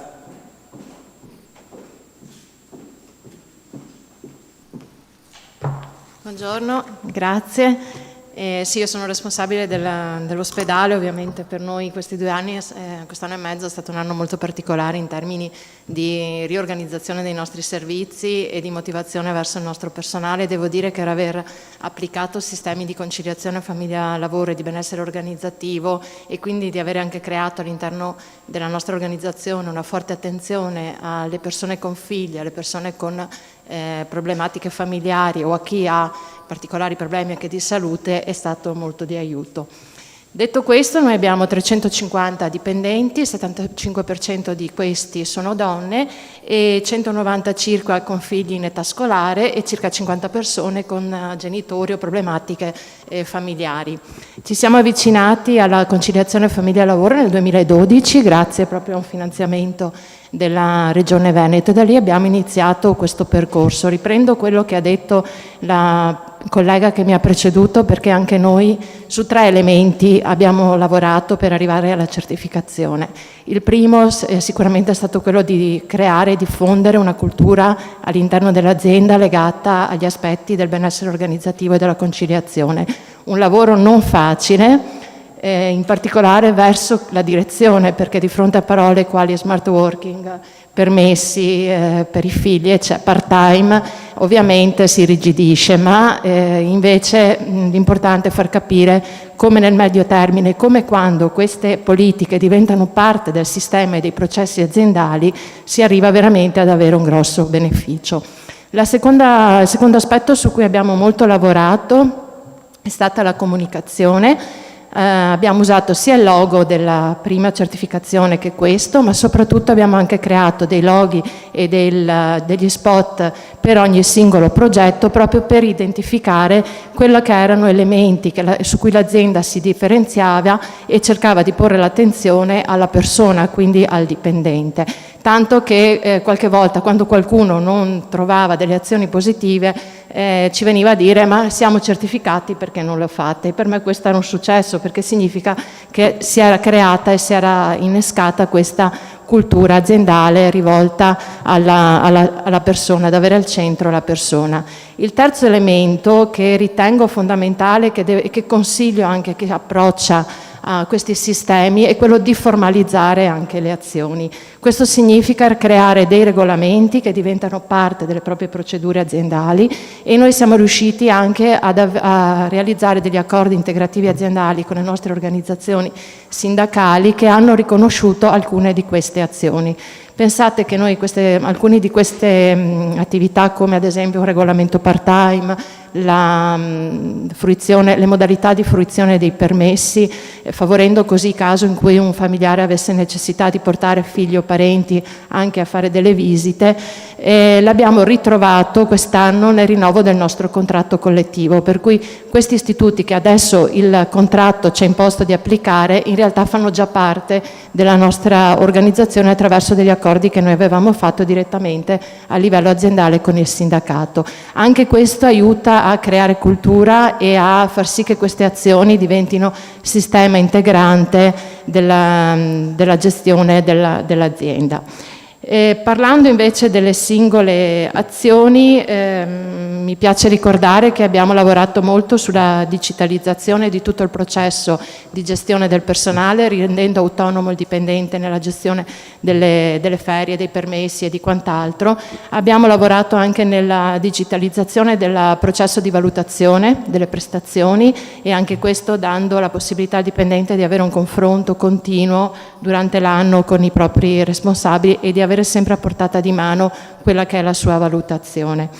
Abbiamo poi lavorato sul welfare quest'anno, noi eravamo già partiti nel 2012 con delle politiche di welfare aziendale, l'abbiamo definito, come vi dicevo prima, adottiamo sempre degli slogan, il progetto estate, che riguardava la copertura delle spese per i centri estivi e gli asili ai nostri figli. Io ricordo proprio in questa sala, ne discutevo con un funzionario della regione, perché quando l'abbiamo applicato si parlava ancora di colonie estive, quindi facevamo anche fatica a trovare la possibilità di erogare da un punto di vista anche normativo questi contributi senza non rispettare quella che era l'attuale normativa a quei tempi. E devo dire che in questi ultimi anni c'è stato veramente un percorso verticale e molto forte verso il welfare aziendale. Noi quest'anno abbiamo anche acquistato la piattaforma e abbiamo erogato il premio produttività attraverso appunto il sistema welfare, e più del 50% dei dipendenti ha aderito a questa azione, che abbiamo anche in questo caso comunicato e anche spiegato in modo molto attento a tutti i dipendenti. Un'altra azione importante che abbiamo avuto, io uso anche il coraggio di fare quest'anno, è stata un'analisi di clima sul benessere organizzativo. Eravamo partiti dall'indagine che richiede il decreto 81 sulla legge sulla sicurezza, ma anche in questo caso abbiamo creato un progetto, si chiama People React 2021, che lega le parole agire e reagire, visto la situazione che abbiamo vissuto, e in questo progetto io, i consulenti e i miei collaboratori abbiamo chiesto che non venissero assolutamente usati parole quali indagine, stress, ma venissero invece utilizzati messaggi quali miglioramento continuo, contributo del lavoratore, a far sì che, rispondendo a questo questionario che abbiamo somministrato online, ci fosse la possibilità di migliorare il suo ambiente di lavoro. Ebbene, abbiamo avuto una grande soddisfazione, perché il 71% dei nostri lavoratori ha risposto al questionario contro una media del 40-50%. Per dire come anche la comunicazione fatta con un messaggio corretto sia fondamentale. Su questo questionario abbiamo anche voluto indagare il loro vissuto in termini di Covid, con risultati anche che ci hanno sorpreso e che anche hanno messo in discussione alcuni aspetti che come direzione ritenevamo di aver soddisfatto, e che invece ci siamo resi conto che ci dobbiamo lavorare ancora. Facciamo anche molto welfare territoriale, abbiamo un gruppo di nostri medici che lavora nel territorio, nelle scuole, per promuovere stili di vita sani verso i ragazzi, e adottiamo anche abbiamo strutturato anche un percorso di alternanza scuola-lavoro all'interno della struttura, che vorremmo anche, insieme all'Associazione Italiana dei Direttori del Personale, portare a una certificazione, affinché anche questo diventasse un modello standardizzato anche a livello nazionale. Io mi fermo perché insomma, aiuto, di cose ce ne sarebbero tante da dire. Vi ringrazio, spero che il messaggio sia appunto quello che ha dato anche prima la mia collega, che un sistema di welfare deve essere integrato nell'azienda, perché così continuerà a rigenerarsi ed arrivare ad essere attuato non soltanto con idee che arrivano dalla direzione, ma con idee che arrivano anche da chi effettivamente poi ogni giorno lavora nella nostra struttura. Grazie e arrivederci.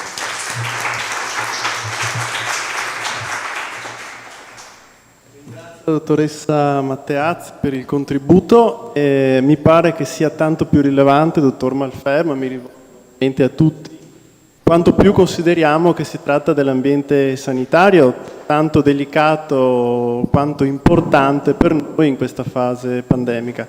Pertanto sono molto curioso di sentire la dottoressa Michela Barbiero, direttore amministrativo dell'ULSS 6 Euganea.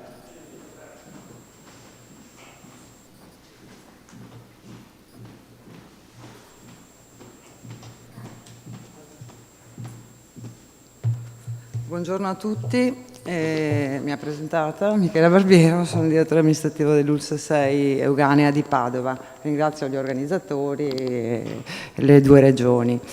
Ora, non dovevo essere io qui presente oggi, perché in realtà avrei anch'io preferito che ci fosse la persona che all'interno dell'azienda si è proprio occupata del piano, perché era corretto che fosse così, ma aveva un impegno, però la rappresento volentieri, prima perché faccio parte della direzione, secondo perché ci credo veramente su questa nostra partecipazione come azienda sanitaria a questo piano. Non è da molto che io sono in questa azienda, 1 anno, però la prima cosa che ho chiesto quando sono arrivata, ho detto cosa abbiamo noi come azienda, cosa c'è, qui abbiamo dei progetti sulla conciliazione, perché è sempre un tema a me caro, l'organizzazione, la conciliazione vita-lavoro e soprattutto in un'azienda così complessa. E infatti dicono no, c'è molto di più e quindi mi hanno presentato il progetto e sono stata veramente molto stupita anche delle azioni che avevano messo in campo. Nell'ambito di questa azienda, un'azienda ovviamente sanitaria, importante, 7.000 dipendenti, l'85% di questi dipendenti, 80% sono donne, l'85% sono personale del comparto, quindi infermieri, OS, amministrativi e poi un 15% di personale medico. È evidente che un'azienda, peraltro, che si occupa anche della parte sociale, perché è la parte sanitaria, ma voi sapete poi che nel Veneto le aziende sanitarie si occupano anche di una parte sociale e quindi lo fa verso gli altri, a maggior ragione deve avere un'attenzione importantissima all'interno della propria organizzazione nei confronti dei propri dipendenti. La prima cosa, peraltro, che mi è stato detto era proprio il dispiacere di avere previsto tutta una serie di azioni che ovviamente, essendo io arrivata in piena pandemia, erano in parte bloccate. E quindi proprio ho letto negli occhi di chi aveva partecipato attivamente a questi gruppi di lavoro proprio la preoccupazione di non poter portare a termine oppure di poter portare avanti tutta una serie di azioni che invece erano molto sentite, sulle quali si credeva molto. Io condivido tutto quello che hanno detto ovviamente le persone che mi hanno preceduto, perché è vero, cioè porta a miglioramento, cioè è un percorso continuo. 16 azioni sono state previste in questo piano, ma molte altre ne abbiamo ancora in mente, che poi abbiamo pensato anche col mio contributo, ma di tutto. Comunque c'è una squadra che lavora all'interno dell'azienda su questi temi. In prima linea abbiamo i medici del lavoro che sono stati coinvolti, per cui abbiamo anche i nostri medici del lavoro che per primi possono rappresentare anche le sensazioni di quello che c'è. Tra i progetti, ad esempio, che mi hanno stupito ovviamente, ma che ho considerato positivamente, ad esempio tutto il lavoro sull'ergonomia delle persone, no? Noi abbiamo tanto personale sanitario e quindi, tante assenze per malattie, per carichi di lavoro eccessivi, per problemi di postura, quindi lavorare anche sulla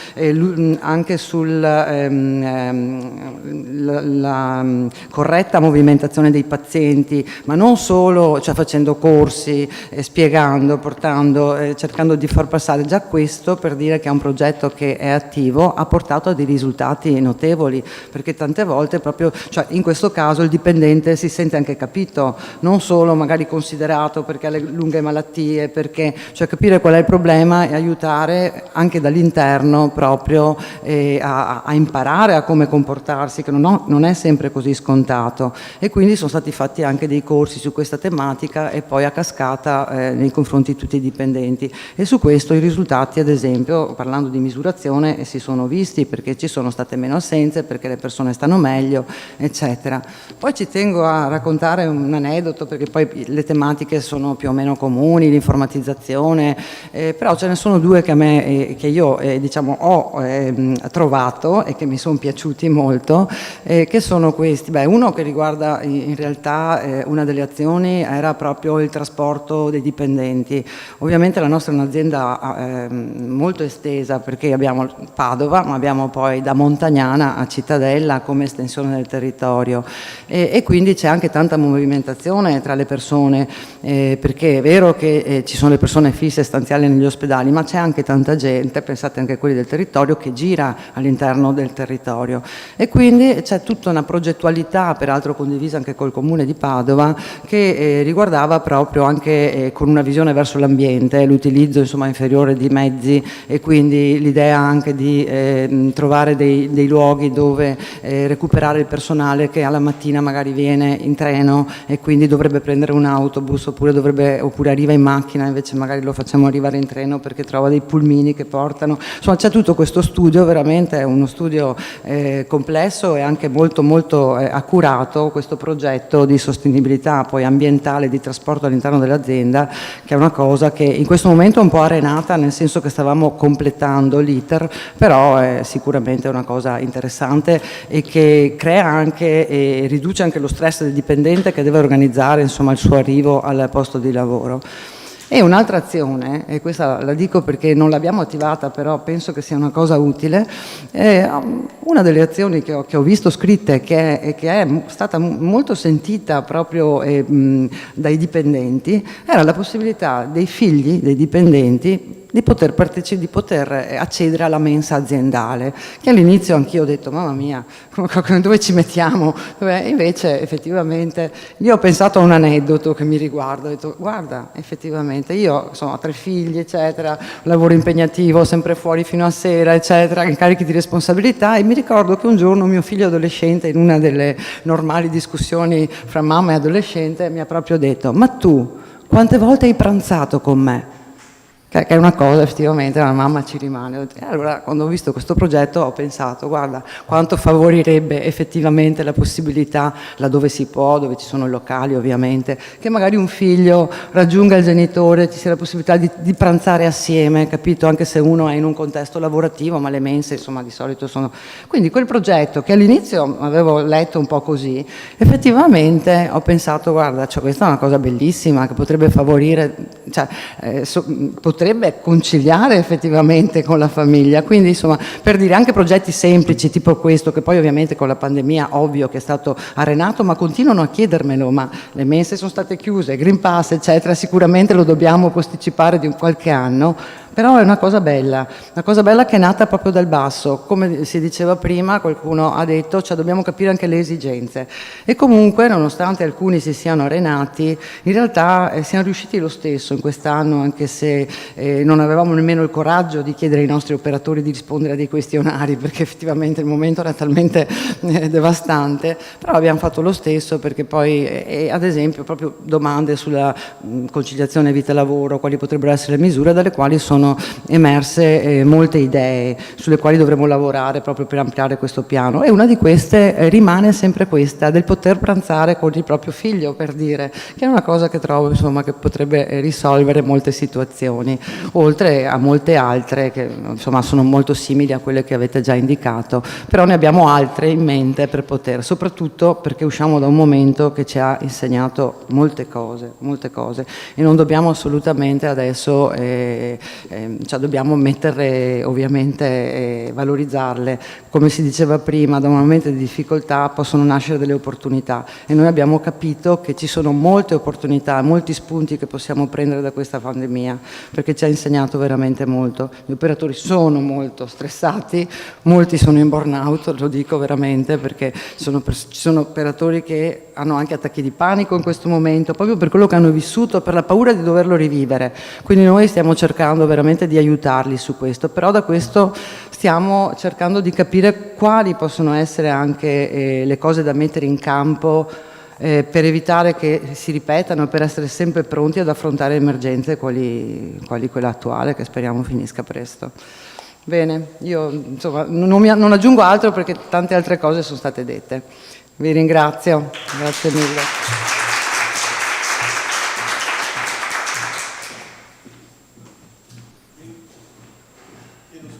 Ringrazio Piero per il contributo, e visto che siamo stati bravi, penso che ci sarebbe ancora spazio. Avevamo previsto di arrivare alle 11:30 con gli interventi e per eventuali altre testimonianze. Pertanto, se qualcuno dalla platea volesse intervenire, siamo disposti ad ascoltarla.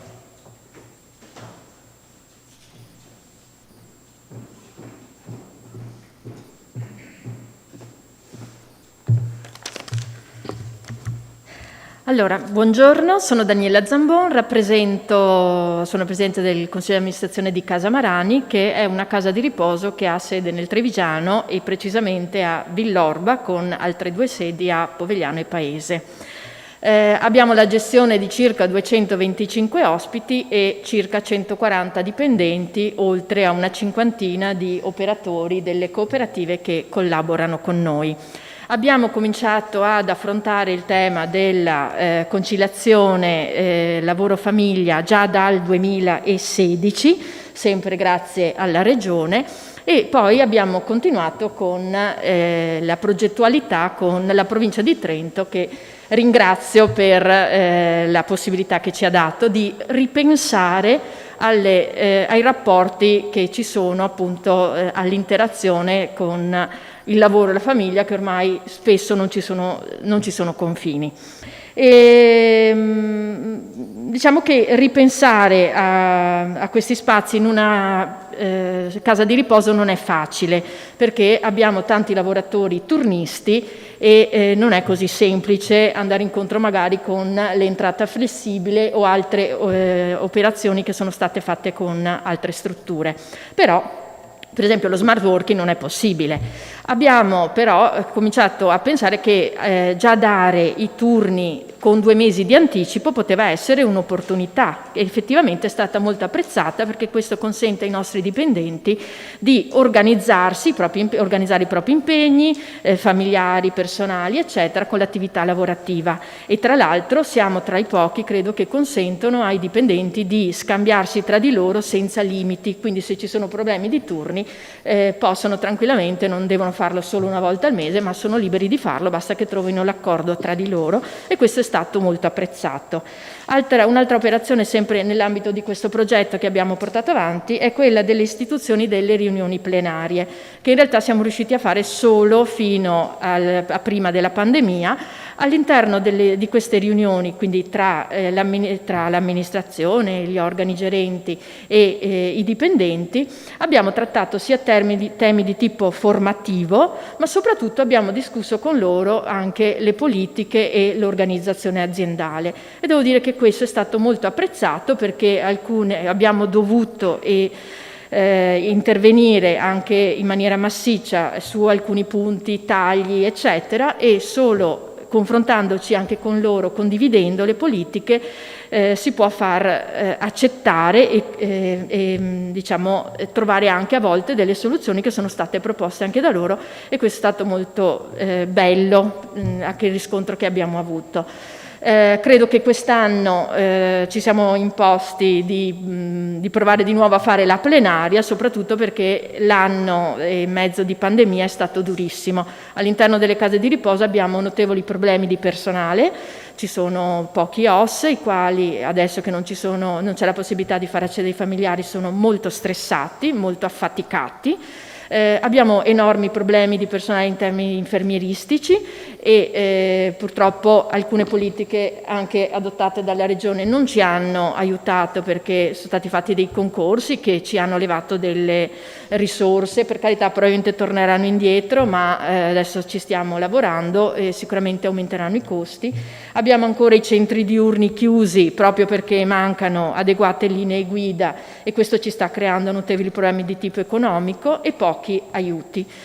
E per un ente come il nostro, economico, che si deve autosostenere e che si deve confrontare costantemente con una realtà dove ci sono altre strutture che non hanno i nostri costi, ma sono un po' più libere, quindi in un sistema comunque di libera concorrenza, rende la situazione molto complicata e in parte si riversa anche sul nostro personale. In ogni caso noi cerchiamo di far di tutto per andargli incontro, quindi abbiamo cercato di fare anche piccole cose, il fatto che possano ricevere i pacchi direttamente in struttura, abbiamo adottato nuovi programmi informatici e quindi i nostri coordinatori non devono correre in struttura, ma possono analizzare, diciamo, gli avvenimenti, gli accadimenti aziendali direttamente dal portale. Anche i nostri dipendenti possono utilizzare i portali per chiedere le ferie, i permessi, eccetera, quindi anche questo ha agevolato moltissimo. Nel periodo Covid abbiamo anche creato dei gruppi di sostegno di tipo soprattutto psicologico, perché abbiamo notato che, come già anticipava la dirigente che mi ha preceduto, effettivamente ci sono stati molti problemi di ansia, paura, difficoltà nei confronti della pandemia, e questo insomma è stato sicuramente di aiuto avere anche la possibilità di confrontarsi con degli psicologi che hanno potuto dare una mano. Abbiamo anche adottato formule di smart working, ovviamente solo per il lavoro amministrativo, solo nella fase estrema della pandemia e soprattutto nella fase obbligatoria. Rispondo anche all'intervento, credo che lo smart working oggi, come è stato pensato, non sia stato un successo, anzi io come utente abbiamo avuto moltissimi problemi, ho la possibilità di confrontarmi con tanti professionisti e operatori del settore privato e pubblico e vi assicuro, ma forse tutti avete avuto questa impressione, ci sono state tantissime difficoltà. Io credo che oggi lo smart working vada totalmente ripensato e in fondo al supermercato hanno sempre lavorato, noi abbiamo sempre lavorato, anche negli enti pubblici forse bisognerebbe pensare che devono dare un servizio pubblico e forse essere in presenza potrebbe aiutare. Hanno tutti gli strumenti per tutelarsi, per cui va ripensato in maniera diversa, perché come utenti abbiamo grandissimi disagi ed è difficile lavorare così. In ogni caso noi vogliamo continuare con questo processo perché la nostra avventura è stata estremamente positiva e mi farebbe piacere che tutte le iniziative che sono state oggi qui portate possano essere condivise. Se riusciamo ciascuno di noi a portare le proprie esperienze e anche a copiarle, penso che sarà una buona cosa perché ciascuno potrebbe prendere idee e portarle nelle proprie realtà. Quindi ringrazio tutti coloro che hanno portato le proprie esperienze perché spero di poterle applicare anche nella nostra struttura. Vi ringrazio ancora.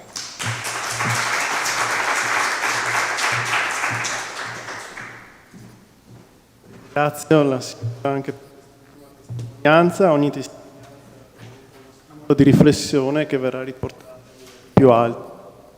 Vedo che sono le 12:20 circa, abbiamo ancora 10 minuti, se qualcuno della platea desidera intervenire. Grazie.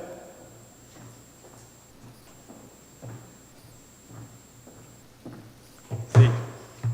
Buongiorno, rispondo un po' all'invito degli organizzatori. Mi chiamo Sergio Cassella, sono uno psicologo e sono il referente interno per l'azienda Urso 2, marca trevigiana.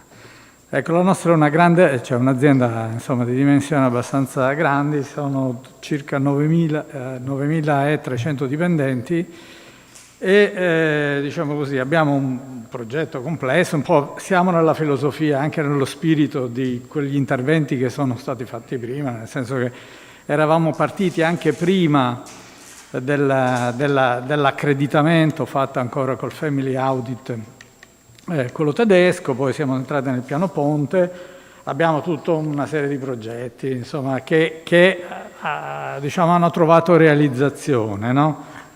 Dalla donazione delle ferie alla realizzazione della trasformazione dei buoni pasto dei dipendenti in buoni per fare la spesa presso supermercati convenzionati, telelavoro, progetti per le donne in gravidanza che vengono allontanate dalle situazioni di rischio, sportello psicologico interno, c'è un sito di benessere intranet, premialità, insomma ci sono varie cose, siamo dentro il network dell'analisi di clima e delle azioni di miglioramento, insomma tutto procedeva ordinariamente finché non è successo un imprevisto per tutti noi, che è stata la faccenda del Covid. Quindi la pandemia in qualche modo avevamo già una serie di la gestione di una complessità che riguarda le tabelle dei dati da inserire dentro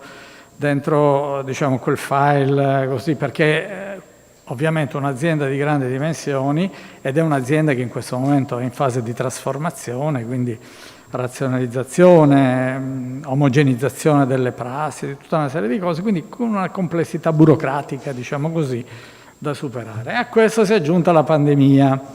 Ecco, la pandemia ha un po' scombussolato tutto quanto il sistema e ha introdotto 2 o 3 cose che oggi, riprendendo proprio l'ultimo intervento, ci fanno un po' riflettere anche un po' sulla base di quello che può essere anche il futuro del welfare, o perlomeno di quelli che sono state le azioni di miglioramento o gli obiettivi che hanno configurato il welfare nostro aziendale, no? Ecco, ovviamente durante la fase della pandemia è stato dato grande risalto al supporto psicologico. Sono stati fatti degli interventi abbastanza consistenti anche numericamente, con supporto nei reparti e anche individuale. Siamo partiti fin da aprile 2020, fine aprile 2020, con un supporto che all'inizio è stato di 7 giorni su 7, dalle 8 del mattino al pomeriggio, insomma, fino alla domenica alle 7 di sera, a distanza, solo nei reparti in presenza, e più avanti sono stati fatti dei gruppi di debriefing, di defusing, eccetera. Quindi questo supporto, che poi dopo, con attività documentate, con tutta una serie di attività connesse e annesse, abbiamo avuto anche un premio, un riconoscimento di recente, così a livello nazionale. In questo momento non mi ricordo più come si chiama l'associazione che l'ha erogata, però mi dicono che è di prestigio. Ecco, questa è stata, diciamo, una caratterizzazione che ha assorbito parecchio, diciamo, in questa fase qui, le azioni di welfare interno, cioè nel senso che le situazioni di difficoltà, anzi è andato proprio in crisi per il nostro servizio, interi settori segnalavano che la conciliazione lavoro-famiglia diventava molto problematica, tant'è vero che, diciamo così, soprattutto per la fascia, diciamo, di personale che in qualche modo, essendo esposto in situazioni ad alto rischio, diventava problematica la conciliazione vita-lavoro, tant'è vero che molti dipendenti, cioè nella condizione di tornare a casa, dormire, gruppo familiare dove c'erano soggetti fragili, situazioni di vulnerabilità, dovevano adottare tutta una serie di strategie per mettere in sicurezza l'altro nucleo familiare. Quindi è stato drammaticamente messo in crisi il sistema, diciamo, conciliazione vita-lavoro. Su questo l'azienda è intervenuta appunto col supporto psicologico, ma anche cercando situazioni dove alcuni dei dipendenti che avevano particolari situazioni hanno potuto trovare un alloggio esterno alla famiglia con, diciamo così, donazioni da parte di, adesso non so se erano dei privati, comunque anche un albergo ha messo a sua disposizione alcune stanze, e per un periodo è stato fatto, diciamo, questo tipo di supporto. Ecco, adesso stiamo uscendo fuori da questa situazione di emergenza. Il supporto psicologico è stato mantenuto, incrementando per il long Covid, quindi ancora adesso abbiamo un'azione abbastanza importante di supporto psicologico. Ecco. E vengono portati comunque avanti tutti gli altri tipi di progetto. Riprendo un po' gli elementi di crisi che sono stati, diciamo così, evidenziati da questo periodo, che sono appunto il telelavoro. Noi abbiamo avuto numeri importanti, non vorrei sbagliare, ma dovrebbero essere circa 300 i dipendenti in smart working. Può essere che mi sbagli sul dettaglio del dato, ma siamo su questa dimensione. E si è evidenziato, anche la letteratura internazionale l'ha evidenziato, il fatto che il burnout o fenomeni di stress possono essere invertiti, cioè nel senso che non è tanto una conciliazione vita-lavoro stare in smart working, ma lo smart working può creare problemi di conciliazione vita-lavoro. Ecco, quindi qua mi rifaccio un po' e rinvio un po' a quelli che sono stati i dati raccolti, ripeto, anche a livello internazionale, non solo nazionale. Quindi va un po' ripensato questo obiettivo. Quindi questa è la testimonianza. È un po', ecco. Poi per il resto sì, condivido un po' lo spirito e la filosofia di tutti. Il welfare, diciamo così, nelle 4 dimensioni che ci sono state rappresentate, è il futuro. Quindi assolutamente, poi che uno si certifichi o non si certifichi, rimane comunque, diciamo, nello spirito delle cose, che si sta andando in questa direzione. Quindi grazie alla Regione Veneto, grazie ai colleghi del Trentino, e quello che state facendo è qualcosa di importante per tutti noi, perché si crea network, si crea anche, diciamo, una politica che favorisce, diciamo, aiuta anche le singole realtà territoriali poi dopo a svilupparsi, e in questo network riusciamo a vedere il benchmarking, a fare rete e quindi far circolare le idee, le esperienze e anche, diciamo, tutto quello che può essere d'aiuto a tutti. Grazie a voi.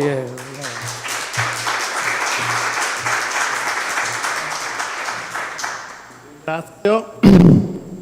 Passare alla cerimonia di consegna dei certificati, vorrei che mi fosse concesso brevissimamente di fare una considerazione. Queste testimonianze, tutti i temi che abbiamo trattato oggi, mostrano una cosa, che il family audit si può fare, ma il family audit non si fa da solo, non si fa da sé, si fa attraverso il contributo fattivo di persone che intervengono nel processo di valutazione delle organizzazioni e di attuazione delle misure di cui è il family audit. Per questo voglio ringraziare, da parte della Regione, l'intervento fatto dagli operatori, i valutatori, che sono stati nelle singole organizzazioni. Si tratta di figure professionali autonome, state però formate dalla Regione del Veneto, ovviamente con il prezioso contributo della Provincia di Trento, quindi lavorano nel territorio, stanno, come dire, in trincea, possono costituire un'antenna sensibile per le organizzazioni e ovviamente anche per la Regione, darci un'idea dello scenario, e penso che a loro debba andare anche il nostro riconoscimento. Grazie. Io adesso passerei... Vorrei fare un ringraziamento prima di passare alla cerimonia, perché avete sentito, abbiamo sentito le storie, una persona che ha parlato, diciamo, tanto, e al di là della procedura e al di là della norma, no? della linea guida, no? delle cose che vanno fatte. E penso che in quel tanto c'è la sostanza della procedura. Ecco, siamo molto in questo, nel senso che il processo, diciamo, l'audit, così tutto il sistema, è un metodo, uno strumento che consente di dare pienezza e contenuti, dove ciascuna organizzazione può dare i suoi contenuti e mettere quelle energie positive per dare una sostanza incredibile. E tutti è emerso anche che, diciamo, il piano viene costruito, progettato con questa metodologia, ma in realtà poi si è attivato questo processo, ecco, e tecnicamente in Trentino diciamo non è più finita, ecco, ma immagino che anche in Veneto è molto simile questa cosa, nel senso che le cose poi vengono fuori oltre il metodo, oltre, diciamo, la linea guida e il piano, il metodo che aiuta a mettere insieme. Per cui io ringrazio veramente i referenti, no, coloro che hanno parlato, che insomma sempre una posizione. Secondo, crediamo molto in queste figure dentro l'azienda, tant'è vero che con TSM nella revisione delle linee guida stiamo pensando anche di dare un riconoscimento particolare, eccoci, un ruolo dentro le linee guida, perché pensiamo che oltre ai consulenti e valutatori esterni, che sono importanti perché vanno e portano il know-how, ma quello che capita dentro l'azienda merita, diciamo, un riconoscimento importante, un ruolo. Ecco, su questo stiamo ragionando e magari faremo anche riferimento alle vostre storie. Grazie.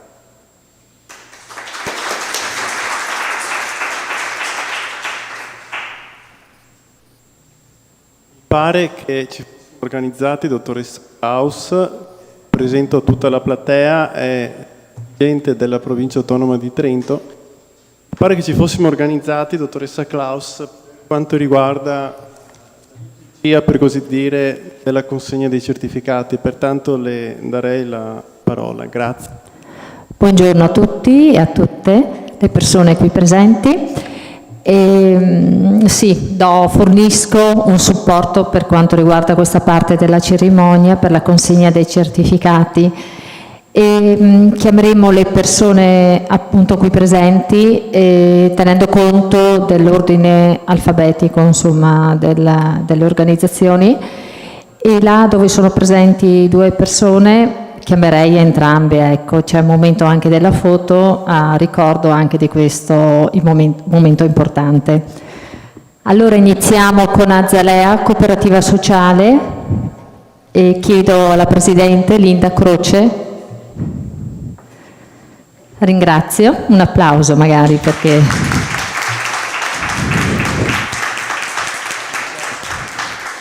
Sì.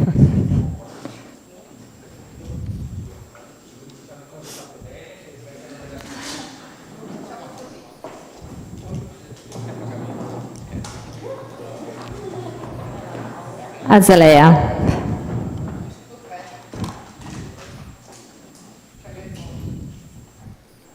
Grazie. Un applauso. Chiamo qui per ULSS 6 Euganea il direttore amministrativo Michela Barbiero.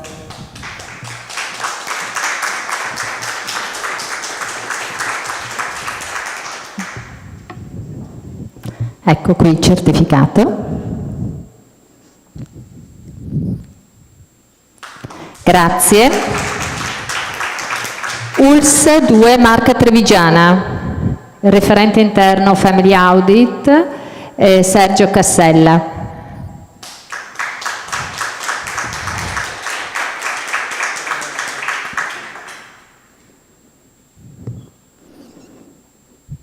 Ecco qui, grazie.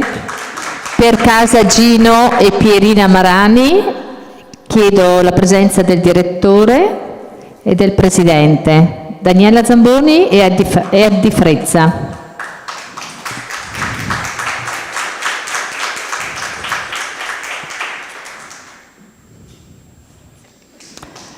Abbiamo, grazie. Per il Comune di Giavera del Montello, che sappiamo che ha attivato una certificazione interaziendale con altri 2 comuni, qui presente la dottoressa Martina Bertelle, assessore.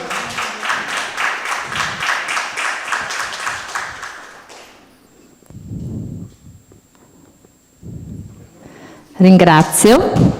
Comune di Padova, dottoressa Viviana Maretto, referente interna Family Audit.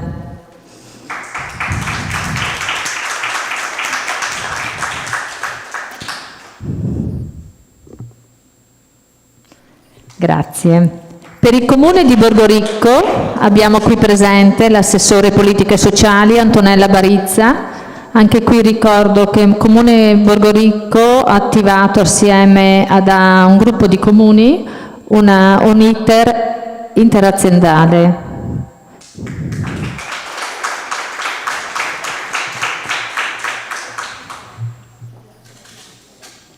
Per ENAIP Veneto Impresa Sociale chiedo cortesemente alla dottoressa Angela Lupo e poi presente anche Età Sociale Cooperativa Sociale, è qui presente referente interno Family Audit dottor Angelo Cavallin.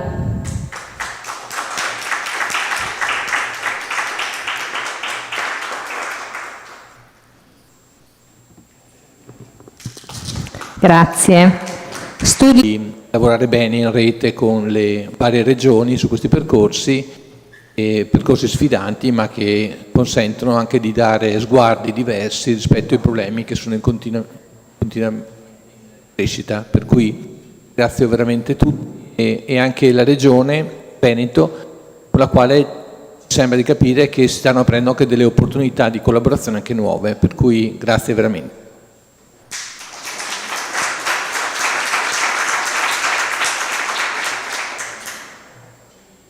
Parole di chiusura.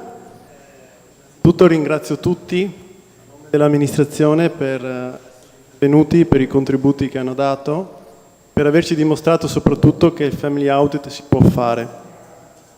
Ora vorrei fare un paio di considerazioni che, come dire, mi vengono dall'esperienza di burocrate all'interno della Regione del Veneto. Ecco, come funzionario che si occupa della programmazione dei servizi sociali, socioassistenziali alla famiglia, io credo che la famiglia sia molto importante perché rappresenta un modo di incrementare il capitale sociale. All'interno della famiglia ci sono delle occasioni per cui è possibile possibile, con la flessibilità, sviluppare il capitale sociale. Voi sapete che la cosa più importante è rappresentata dal capitale relazionale. Questo capitale relazionale, il capitale sociale, è la conditio sine qua non per ogni azione di sviluppo e, aggiungerei, coesione sociale, che soprattutto in questa fase pandemica credo sia molto importante, perché una cosa che abbiamo capito è che soffriamo tutti l'isolamento. Scusate, ma il distanziamento sociale sembra veramente un ossimoro che dobbiamo contrastare.